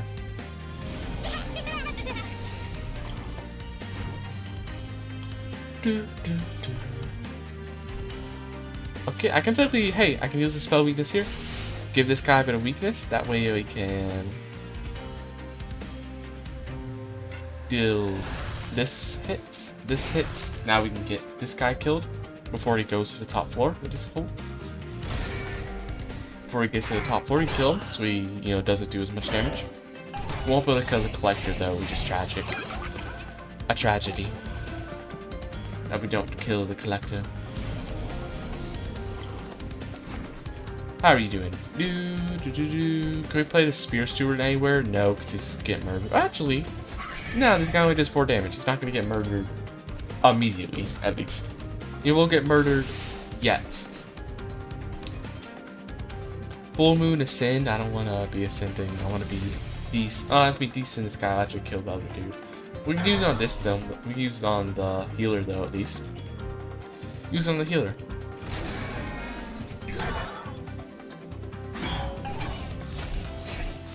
Bum bum bum bum bum bum bum bum. Final wave. This guy's immediately dead. Get rid of the healer. Give them conduit. Can we like weaken this guy? Yeah. And then can we hit the boss? Or yeah, we'll hit the boss a little. Oh, they heal. That was useless. They heal. They heal. I forgot this boss heals. Usually that doesn't matter because usually I'm on the bottom floor in the first battle, so usually that would mean nothing. So I didn't think about that. But yeah, he heals.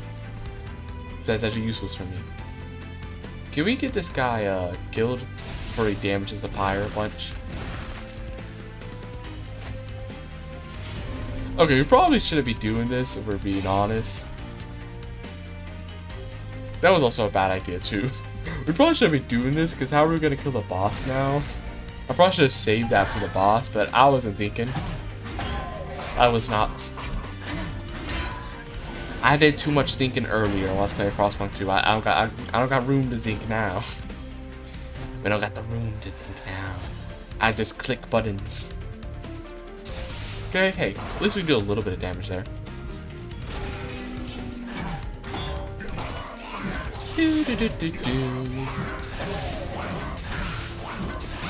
And ooh, 300 health is quite a lot. Wow, did we just die here? Embarrassing. You know, maybe that run just wasn't fated to be. You know, that was just a sign that I guess that run was just never fated to be. I knew it the minute I got those cards that I didn't like. I knew that run just wasn't meant. Okay, Celine Accolade, nice. You know, that's MAGEBLADE. Bloody Moon, cool. Flash Freeze might be nice. What do we get? Conduit plus damage spell, nice. Attuned Whetstone, draw an equipment card, reduce cost to 0, can be pretty good. I like those. This is a bit of a better start. See, last run, that was just it was a bad start. It was a bad start. Bad cards just weren't gonna be working with me. But this, much better start. Much better start.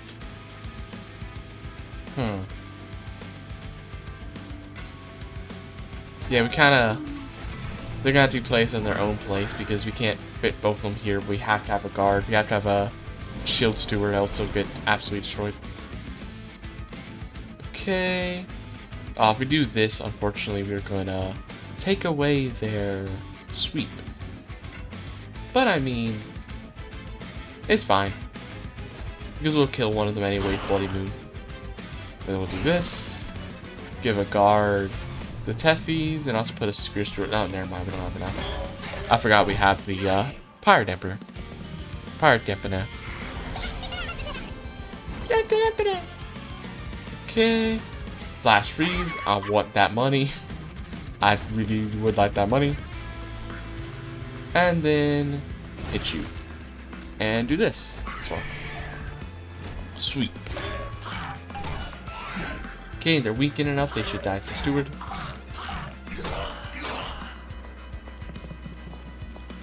Actually, no, because there's two of them, so they'll kill the Steward. Unless I deal with it by doing this. Now we're good. Okay, get rid of you. Oh, get rid of one of them, I guess. One of them, I guess. It really sucks to lose the Steward there, because who's gonna protect the Acolyte now? As they immediately die.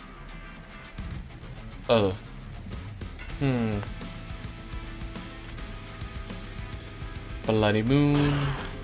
Frozen Lance. At least get rid of them so we do a little bit of damage at least. At least try to do a bit of damage there. At least something.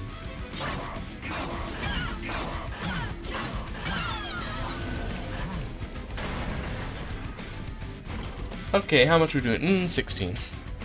Can we at least, you know, give like a little bit of frostbite at least? Okay, at least now they're gonna take a bit more. And then we put a Spear Steward here, so do a little bit more. Before. Okay, at least now we're doing a bit more damage. They're not taking any damage here though. Okay, another Flash Freeze, and this 7 damage. Ooh, are we gonna die immediately first turn again? Ooh. What is happening with my runs right now? That is two runs in a row I lost to the very first battle. Wow. Wow, is the Stygian Guard about to become my new worst faction? Like, I thought the Woken were bad how long it was taking me to beat them, but it seems like the Stygian are about to become my new worst faction. Hey, this one's kind of good though. Awoken Offering Token's nice for Incant, since you can, like, it allows you to play multiple cards more easily. And Astrologer is just a decently, like, pretty good unit. Pretty nice unit, especially because I have a lot of, since I have all those moon rituals to phase. Astrologer's nice. 50% chance. After deployment phase, when you play your third card of the turn, draw +1. Nice. Sweep. Okay, let's go. Fire dampener. Fire dampener. Okay. Astrologer. No. Instead, we put Tattooed Titanbane here with a Seer Steward. Then we put a Shield Steward here with a Charger. Oh, we really should have put them up here just in case, so they'd have more time to moon cycle in case we need that extra bit of damage from this boss, so we don't lose first turn again this time.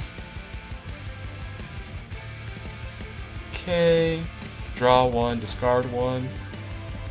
It's not a lot of use there. Not the most useful. I'm actually going to be doing the conduits up here, since this will be doing a bunch of spell weakness.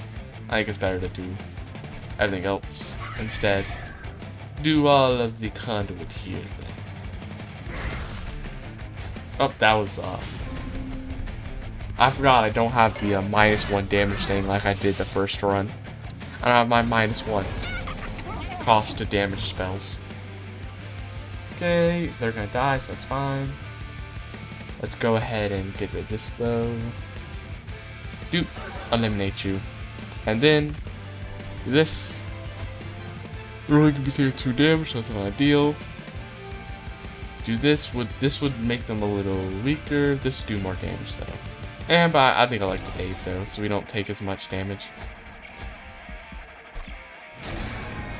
There's not really much reason to play those offering tokens because we don't have any cants, but it's just kind of getting it ready, getting my muscle memory ready for when we do get a unit with the cants.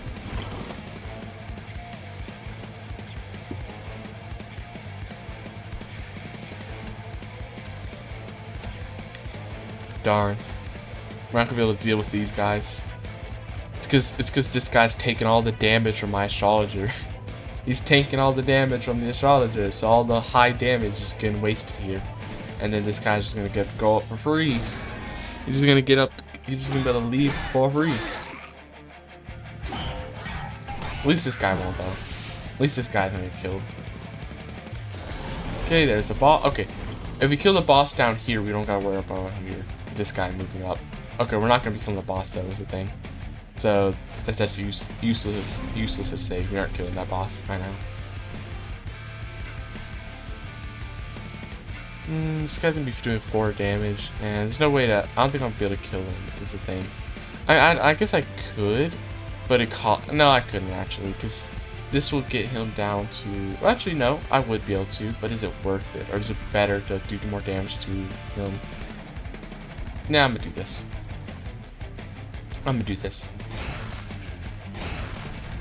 It ain't gonna make like 20 damage is gonna make a huge damage whether or not we kill this boss. I don't think. We'll just have to hope the astrologer carries. Spell weakness. Spell weakness. Spell weakness. 5 spell weakness. So now we're just taking 6 times damage. Okay, ooh, not a lot of damage there. Okay, full moon. Boom. 78 damage and they're dazed. Nice. Wait, we should go ahead and do this first just in case we get a moon ritual like that. So we increase our damage a bit. 19 damage. Okay. We're not killing them, but they're going to be quite low. Yep, 6. So now we can kill them with literally any attack spell. Okay, actually, never mind. I forgot they healed again. Not the smartest move. That's not the smartest move there, huh? That was the smartest move. I forgot the daze only applies on a full moon. Whoopsie. I'm gonna daze them there, but seems I'm not gonna be able to. Hey, at least you don't kill the pyre though. At least the pyre survives though. Okay, what do we get? I don't really like any of these that much, but yeah, I just don't really like any of them that much. That's kind of it. Do like Fate's Blessing though. Stygian Banner. Can we get a good unit? Nameless Siren. Get that damage. Guard of the Unnamed. Get that armor. We kind of need damage. We also need armor though. But we also need damage.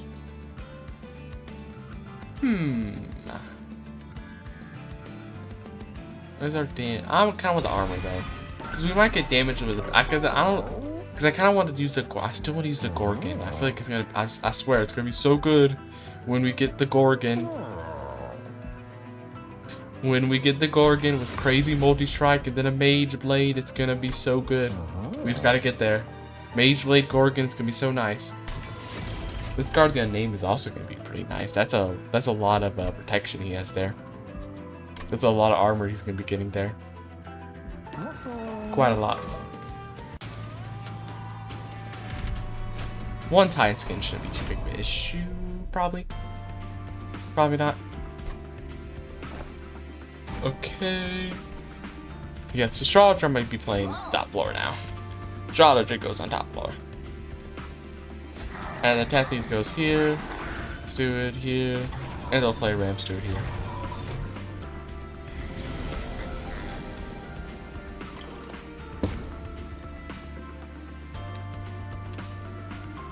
Ominous Acolytes.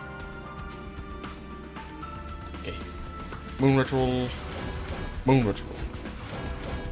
Offering token, which is actually now the offering token is actually useful because of the fact that we have an incant.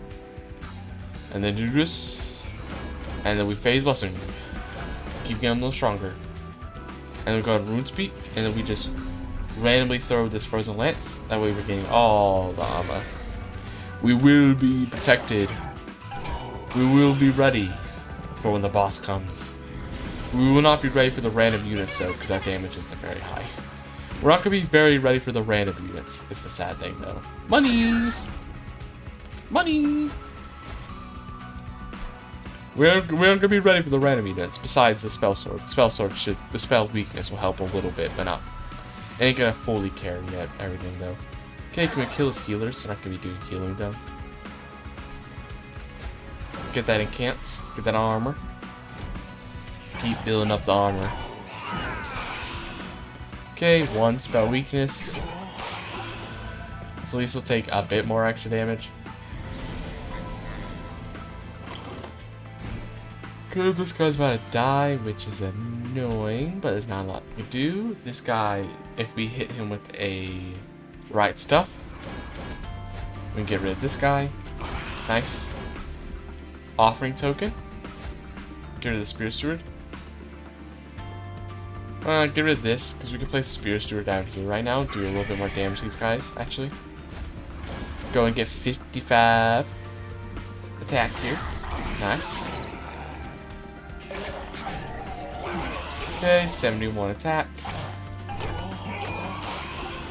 Okay. This guy is the one who gets a bunch of spikes. It's gonna be annoying. That's actually gonna be really bad because he's gonna be getting a bunch of spikes before he gets up here. He's gonna kill my Astrologer. He's gonna kill my. He'll actually like instant kill my Astrologer. It's actually really bad. This guy's really bad for my build. He's gonna mess me up quite a lot. Quite a lot. All I can do is we just get as much armor as we can. Okay. We just get as much armor as we can. So even if he dies, oh.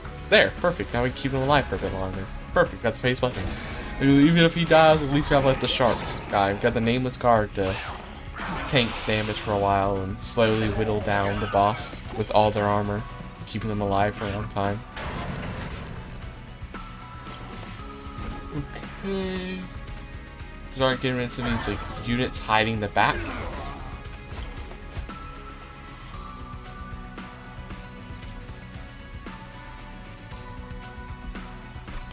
We're actually going to do this so we can get a bit of spell weakness on them.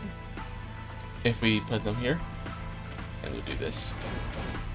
This will give my Tethys, my champion, a chance to at least get one hit in. At least get a little bit of spell weakness. Never mind, it didn't apply it for some reason. I don't know why. To be honest. Aw, darn it. I really want to make it a full moon. So we could have dazed this guy, but we aren't gonna be able to do it. We aren't gonna be able to do it. It don't matter though, we win. Luckily my armor is gonna keep me alive. That and also the phase blessing was also super useful as well. And getting the allowing my astrologer to live long enough to get good damage in. I'll take another offering token, honestly. And I'll take this Aurora's Weaver it has like its nice stuff. Phase Blessing is also so nice though as well, but it's gonna give me more conduit. And I already want to be moon cycling anyway. I'm gonna go this way because I really want to get another incant unit that actually is gonna increase my damage. I want the Gorgon, but for now, it seems we're gonna be taking the Rage. What is this? The multiplier one? Copy a card. Copy a card. Phase Blessing 5 times. I don't know if that'd be a huge. You know, I've never used the 5 times one. I kind of want to do it. It's not gonna be the best because those are upgraded, but wait a minute. I want to upgrade beforehand, but man, I really should have done the spell thing beforehand. Imagine if I had spell chain right now on my phase blessings. That would have been so. I would have had spell chain cheap. I would have had like a cheap spell chain phase blessing. Oh, that would have been so good. That would have been so good. 2 days. Nah, I want more conduit. Magic power is also nice though, because that gives more stuff there.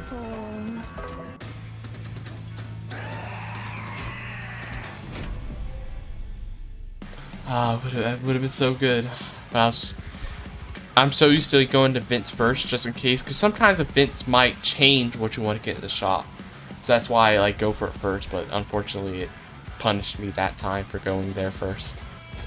Going there first this time actually punished me. Okay, now we can actually have Tethys here. Tethys here with them. And the astrologer will be up here as our last resort in case they can't deal with it down here. If they can't deal with it down here, Tethys will be the last. If they can't deal with it down here, astrologer will be the last resort. Okay. Stop you from healing everybody. And then just go ahead and activate this now, so we get like a slightly stronger one. Armor. Up. Moon Ritual. And then more armor. And then we do a Frozen Lance. Nice. Phew, a tiny little bit of damage. Okay. Now we just need to get a huge conduit gain. If we get a huge conduit gain, getting all those phase blessings will be like way better. If we get like a bunch more conduit. If we start getting lots of conduit, that'll help. Make it more worthwhile.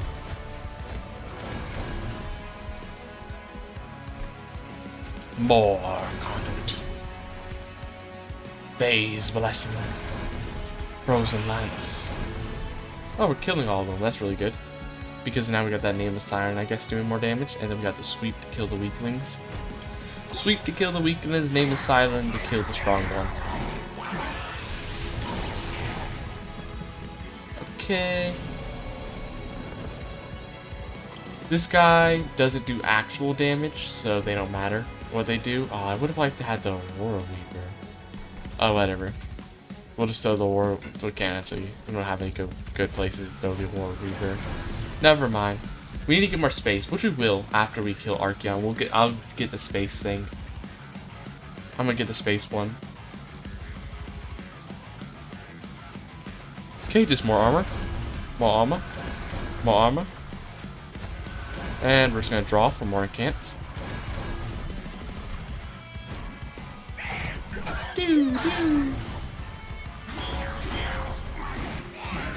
Okay. Spell weakness and everything. Boss is gonna be getting more spell weakness as well. Will they be able to deal with it? Maybe. They have 45 and they're gonna be getting a decent amount from the turn here and turn here. They should be getting at least some more. So it should be fine.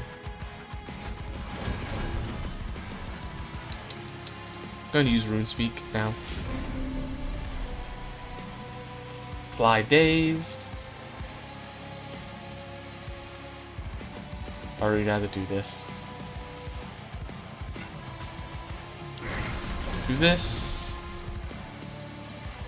Restore. We're gonna apply daze to boss so they don't hurt my character. So they don't hurt my guard as much. Plus we, get a little bit of damage to the boss as well.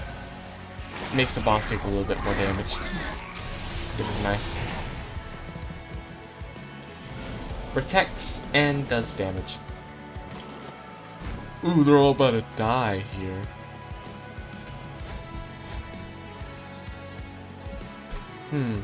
Can we protect them a bit so that they can kill this guy? No, they're not gonna kill him, but at least they'll get his health lower, so he's not gonna be surviving as long, hopefully. Well, actually, I don't know. We're about to do another moon ritual, and that will get the damage up a bit. Not enough though. Unless, because they're about to die, right?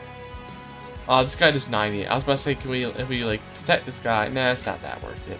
As long as we just get him enough that he dies to fire in one hit, it's fine. I think it's fine there. Look at that. As long as it doesn't become too big of an issue. Okay. As long as he's not getting like a bunch of hits, because that would be a problem. Okay, so I died there. Good, good, good. Go ahead and end it then. If he's about to be defeated. Spell weakness. Spell weakness. Spell weakness. 5 spell weakness. 6 spell weakness.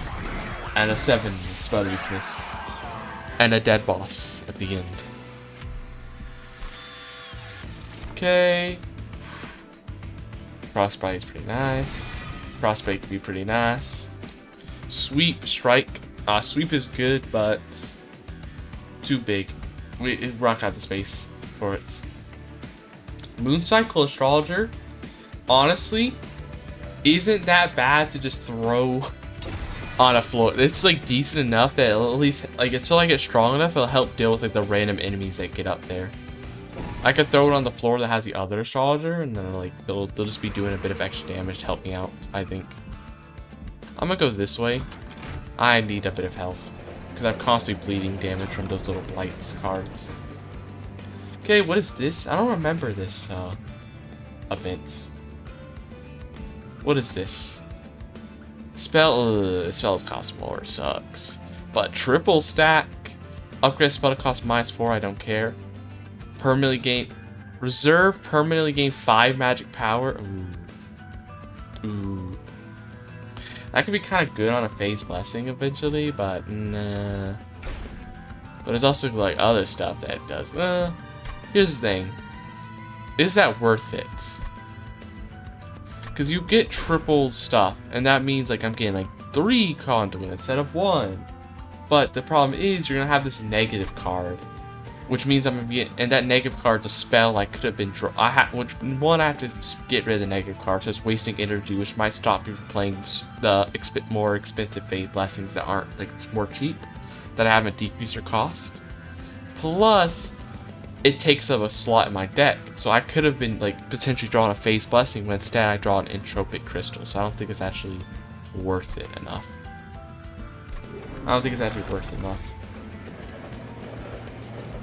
Heal. Do this. What is this? Spending unit, store health, moon cycle. More deployment phase. I'm actually gonna take deployment phase.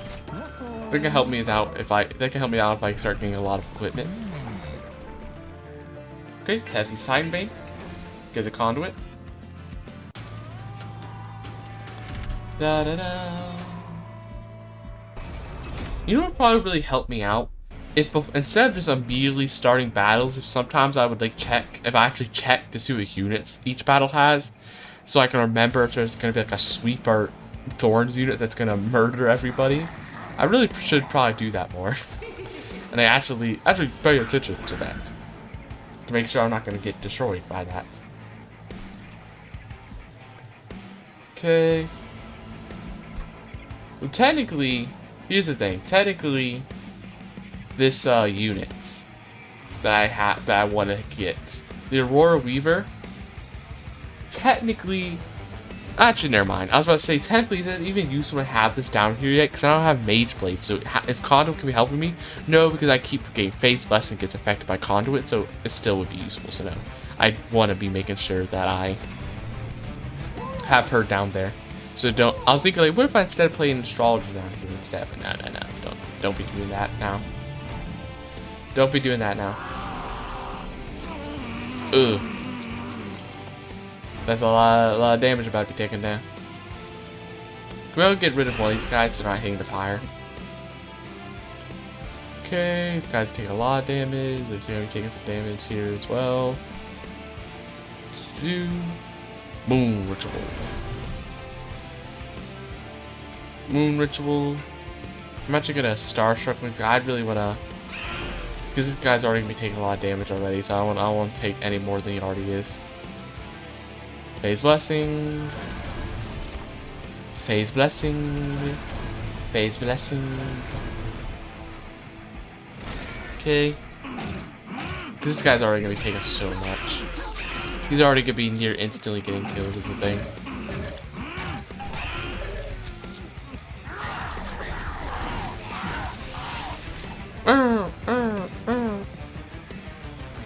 Okay. Is there a way to prevent these guys taking damage and potentially getting the stuff? I don't know. I want to play Zora Reaver though, that's the thing first. Okay, play this. I guess technically we should be playing her, since she'll be surviving the longest until the end. Offering token. Nah, I don't really care about Spear Steward.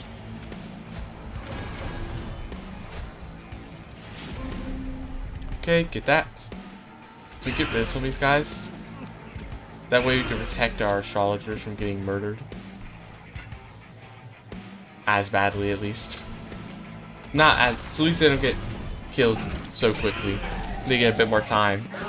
Just as, because I want them as my reserve damage, just in case the bottom floor cannot deal with the boss. We'll have the reserve damage of the astrologers helping us out. Just in case. Okay. They're fine. Yeah. They're fine. What do I do here? Phase Moon Ritual. Phase Blessing.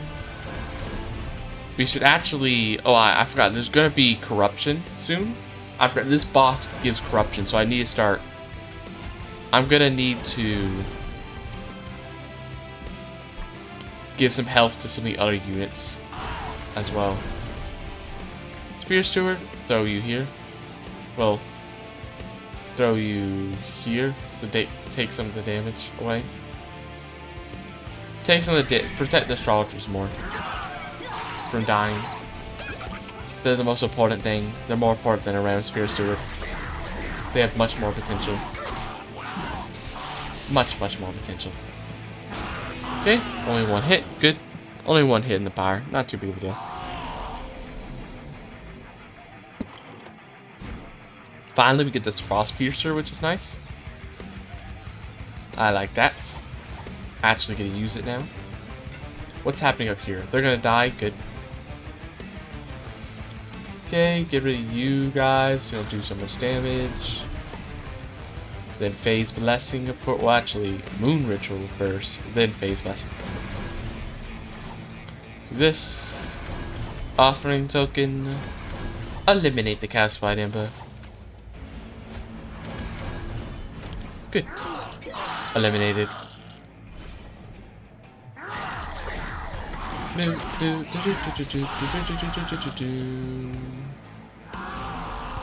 we get rid of this guy for he potentially kills an astrologer? There. There. Moon Ritual. Starstruck. Starstruck. Moon Ritual. Phase Blessing. Phase Blessing. Phase Blessing. Rosalance. Frozen Nets. Frostbite. 79. Frostbite. Okay, we kill the boss. Yep. Yep, we kill the boss. Good. Good, good, good, good, good. So that Frostbite's probably helping out a lot now. I assume. Or it's about to help out after we get through that one enemy, first enemy. Yep, because there were 100 Frostbite there. 200 Frostbite there. Huge amounts of Frostbite helping out with the damage. Okay. Another Frost Piercer. Frost Piercer again. Another Frost Piercer. No, because we don't have that many units that could be, well, using it. We don't have a lot of units to use. Ooh, we could maybe end up getting in our damaging unit, though, is the thing. We could end up getting in our damaging units if we get more space later. Moon Cycle triggers additional time. These could actually be good. Good little supporting unit. We got space for one. I'm gonna head this way because I want a Mageblade. Please, Mageblade. When you gains Frostbite, it gains +2 stacks. When you play 3 different types of cards, draw a card and get 1 energy. When you gains Frostbite, get +2. Frostbite does not decay at all. It only decays by 1 though, I'm pretty sure, doesn't it? Decreases every turn. This could also be no, because we don't play units. Well, because we play a Blight, a Spell. We play a Blight and a Spell. We could potentially play a Blight and a Spell each turn. And that's it. Yeah, we don't have that many different cards to play. So no, do the Cuddlebeard. Luna Cycle Staff is good, though. Luna Cycle Staff's also kind of good. It's not the Mageblade, but it's also not. It's not bad either, though. It's not Mageblade, but it's still good. It still has good stuff. New Moon, Titan Skin, Multi-Strike. I don't want the Extinguish. I'm gonna do this now since I have an extra Frost Piercer. So if I do get a Mageblade, I can just do the Mageblade with this Frost Piercer, so I don't gotta worry about like, oh, now I'm gonna lose my Mageblade Frost Piercer combo. I don't gotta worry about that since I have the second Frost Piercer to help me out. Okay.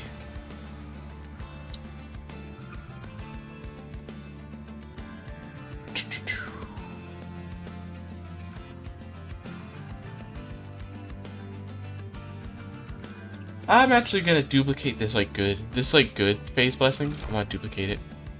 It's a good phase blessing. A good one.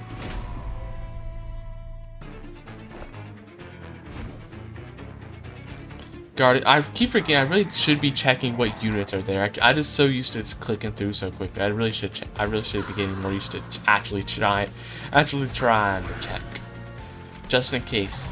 I don't think Thorns come this battle. Doesn't feel like familiar, but I really should be checking more. No, it's just these guys. Okay, Aurora Weaver. Actually, we want to place it behind because they're going to be getting a bunch of conduits themselves, which could help like potential mage blades. So we want to put them behind Tethys. And then a little offering token. Here, well, actually, do we have enough energy to get everything? Yes. Okay. Boom. Moon Ritual. Phase Blessing. Phase Blessing. Phase Blessing. Phase Blessing. Phase Blessing. Phase Blessing. Phase Blessing, so nice. And once we start getting more conduit, it'll be even nicer. We need to start getting that conduit. But unfortunately, the problem is because we have so many phase blessings, we technically get less conduit. We're not going to be getting as much conduit because of that. The phase blessing will actively mess with that. Since, yeah, the phase conduit will actively be messing with that because we're not going to be getting our moon rituals. Is a slightly unfortunate thing.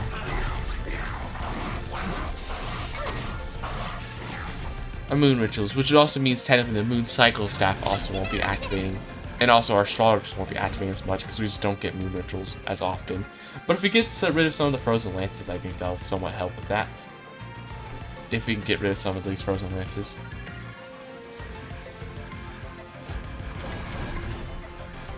Okay. I'm using Starstruck. I want the money. Are they dying? Yes. Okay, good. Okay, then the moon ritual. Do this. Play this. Get a bit of damage. A bit more damage on this guy. Bit more damage.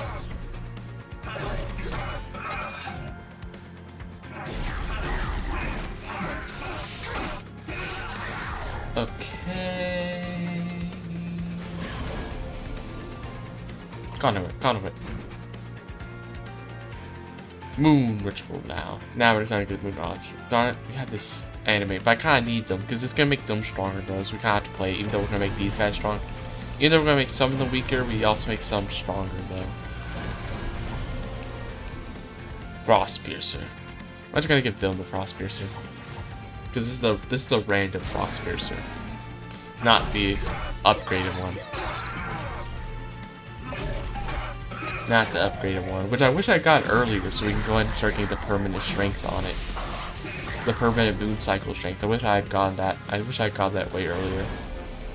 I still haven't gotten it yet. Well, here it is now, but this took a while to get. Okay. Do that. Oh, we're getting sap. Annoying. But at least we're getting some of our units strong. Like these units specifically stronger. Okay, they're dead. Good. Nobody's attacking the fire still. The astrologers are still doing their work.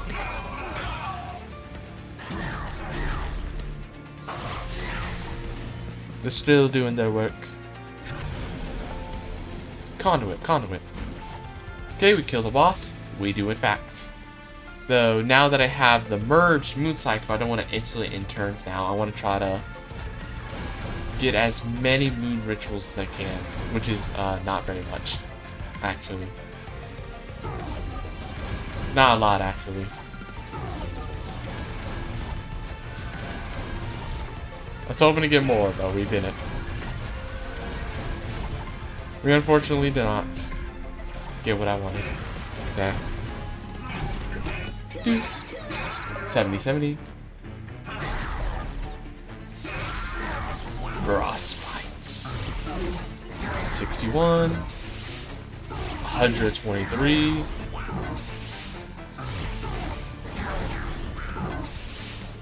252. 319. Quite a lot of frostbite. Okay, now what are we going to get? Now that we're finishing up. What do we get? Guardian Stone, apply armor to everybody, which is actually kind of nice though.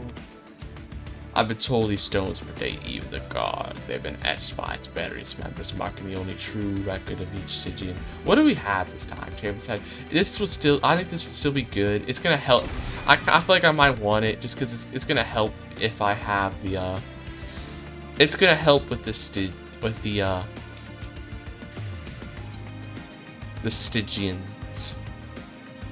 I mean, not Stygian. What I'm saying, it's gonna help with the sweep potato. Mooncaller.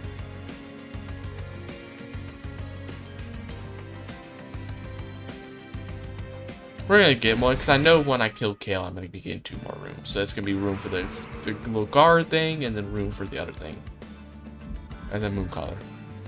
Forge Stone, make them stronger. Equipment, artifacts, healing. I'm gonna head this way because I haven't been doing that many upgrades to my units. Okay, Nameless Siren. Would be good to give them quick, but I also really want a bunch of Ultra Strike on them, though. Dualism. Dualism's also kind of cool, though. Okay, like dualism and then armor. This way they survive and they're not going to get murdered. That's also kind of really good. That also has really good stuff. And then we can conduit some of these random units that we're just going to have sitting around on the floor. That's also nice. Okay, I'm gonna move the damaging spells so we have more room for my supportive spells. I think they're helping me out more. Word is not really like a damaging spell. Like they help out, but most of our damage is coming from like buffing our units with our spells and stuff, not mostly from the damaging spells. You. Oh, we don't have our some other supporting units. We didn't draw them, sadly. We didn't draw all of our supporting units I needed. Cal. Okay. Go ahead and start just start spamming like a million phase blessings. Also, go ahead and get you. Also, I want to make sure this guy dies though. First and foremost. Okay. Phase blessing. Phase blessing. Phase blessing. Phase blessing. Phase blessing. Phase blessing. Also draw a little damaging card. That way you can do this. Get more armor. Let's play the Spear Sword here. A little bit of damage when they go up. And also the boss goes there, we'll get a little bit of damage.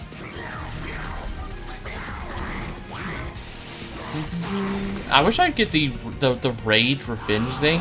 If I could get that event, that'd be so nice in a card right now. I would really like that right now. Sweet Frostbite is cool. Aurora Weaver. Go ahead and get them here. Though we're not gonna be able to afford anything else, sadly. Which means the Vampiric Cherub is about to be going up. Annoying. So at least they'll be dying to Frostbite, I'm pretty sure. They're gonna get a bit of Frostbite on them. And they'll die later. They'll die once they go up, they'll die to Frostbite. But they will be getting some damage though, before then. Because they'll be getting eaten, they'll be doing a little bit of damage. Ooh, we're about to be losing some people here, which is a bit annoying. No way to stop it though, I don't think. Yeah. No way to stop it. And I think it's better to just focus down here now. More. Keep focusing down here. Keep our focus down here. Bully. So the thing is, we'll let all these people go. We kind of want the astrologers to live though, because there's like a lot of good stuff that happens with having them live. Will this protect? Because now they'd be killing this guy in 2 hits. Which means I think the astrologer lives that way then. Yeah, now the astrologer lives, yeah. I think that's actually still worth it, because it makes it so, because these guys are kind of coming up, so I want to make sure that these guys aren't going to be doing a bunch of damage to the power, potentially. Plus, it gives extra damage to the boss whenever the boss goes up here. So I'll keep him alive. If it only costs me 1 card, I'll keep him alive. Yeah. As long as it's not too... Okay, we're about to lose all of them right now, though. Immediately, we lose them. Immediately after, they're not. Okay. I was gonna try to save at least one of them. I was gonna try to save at least one of them with the Starstruck, but... we have to... Wait. Because this guy's gonna be doing so much damage is the thing. I was about to say, like, oh, maybe I won't because I really want to use my merge equipment. But we can't because this guy has so much damage right now because of all the buffs. But the problem is, even if I daze him. No, if I daze him, it's fine. Because I really need to stop this guy. Because he's going to be doing so much damage to the fire. We need to weaken him up way more. But we might still kill it, though. Because he's doing 37 damage. That's insane. Did we actually die to that guy? That's so... How... Those cherubs massively buffed him. But what happened there? How did... He got huge buffs. I know... He actually kills the... Oh, that's... I didn't realize the guy had so... Because usually the shield guys have no attack. So I wasn't even... Like, when, the minute I saw it was a shield guy, I kind of like... Mentally was just like, ah, nah, he can't have high attack. It's a shield guy. Shield guys, they don't got the high attack. Oh, no. I messed up there. Wow. Well, that's gonna be another stream then. That ends with the Stygian not, in fact, winning today with the Stygian God. I'm doing quite bad with him, but... Anyways, this is the end of the stream. I hope you enjoyed the stream, or perhaps the far of the future. Did not see the Mageblade at all today. Man, I was really needing that Mageblade on multiple times, and not once did I see it in none of my runs, though technically some of those runs only lasted like, you know, a battle or two. So that's probably part of the reason why, but I didn't see a Mageblade at all. So that's a little tragic, but anyways, bye! Where's my Mageblade? My Mageblade.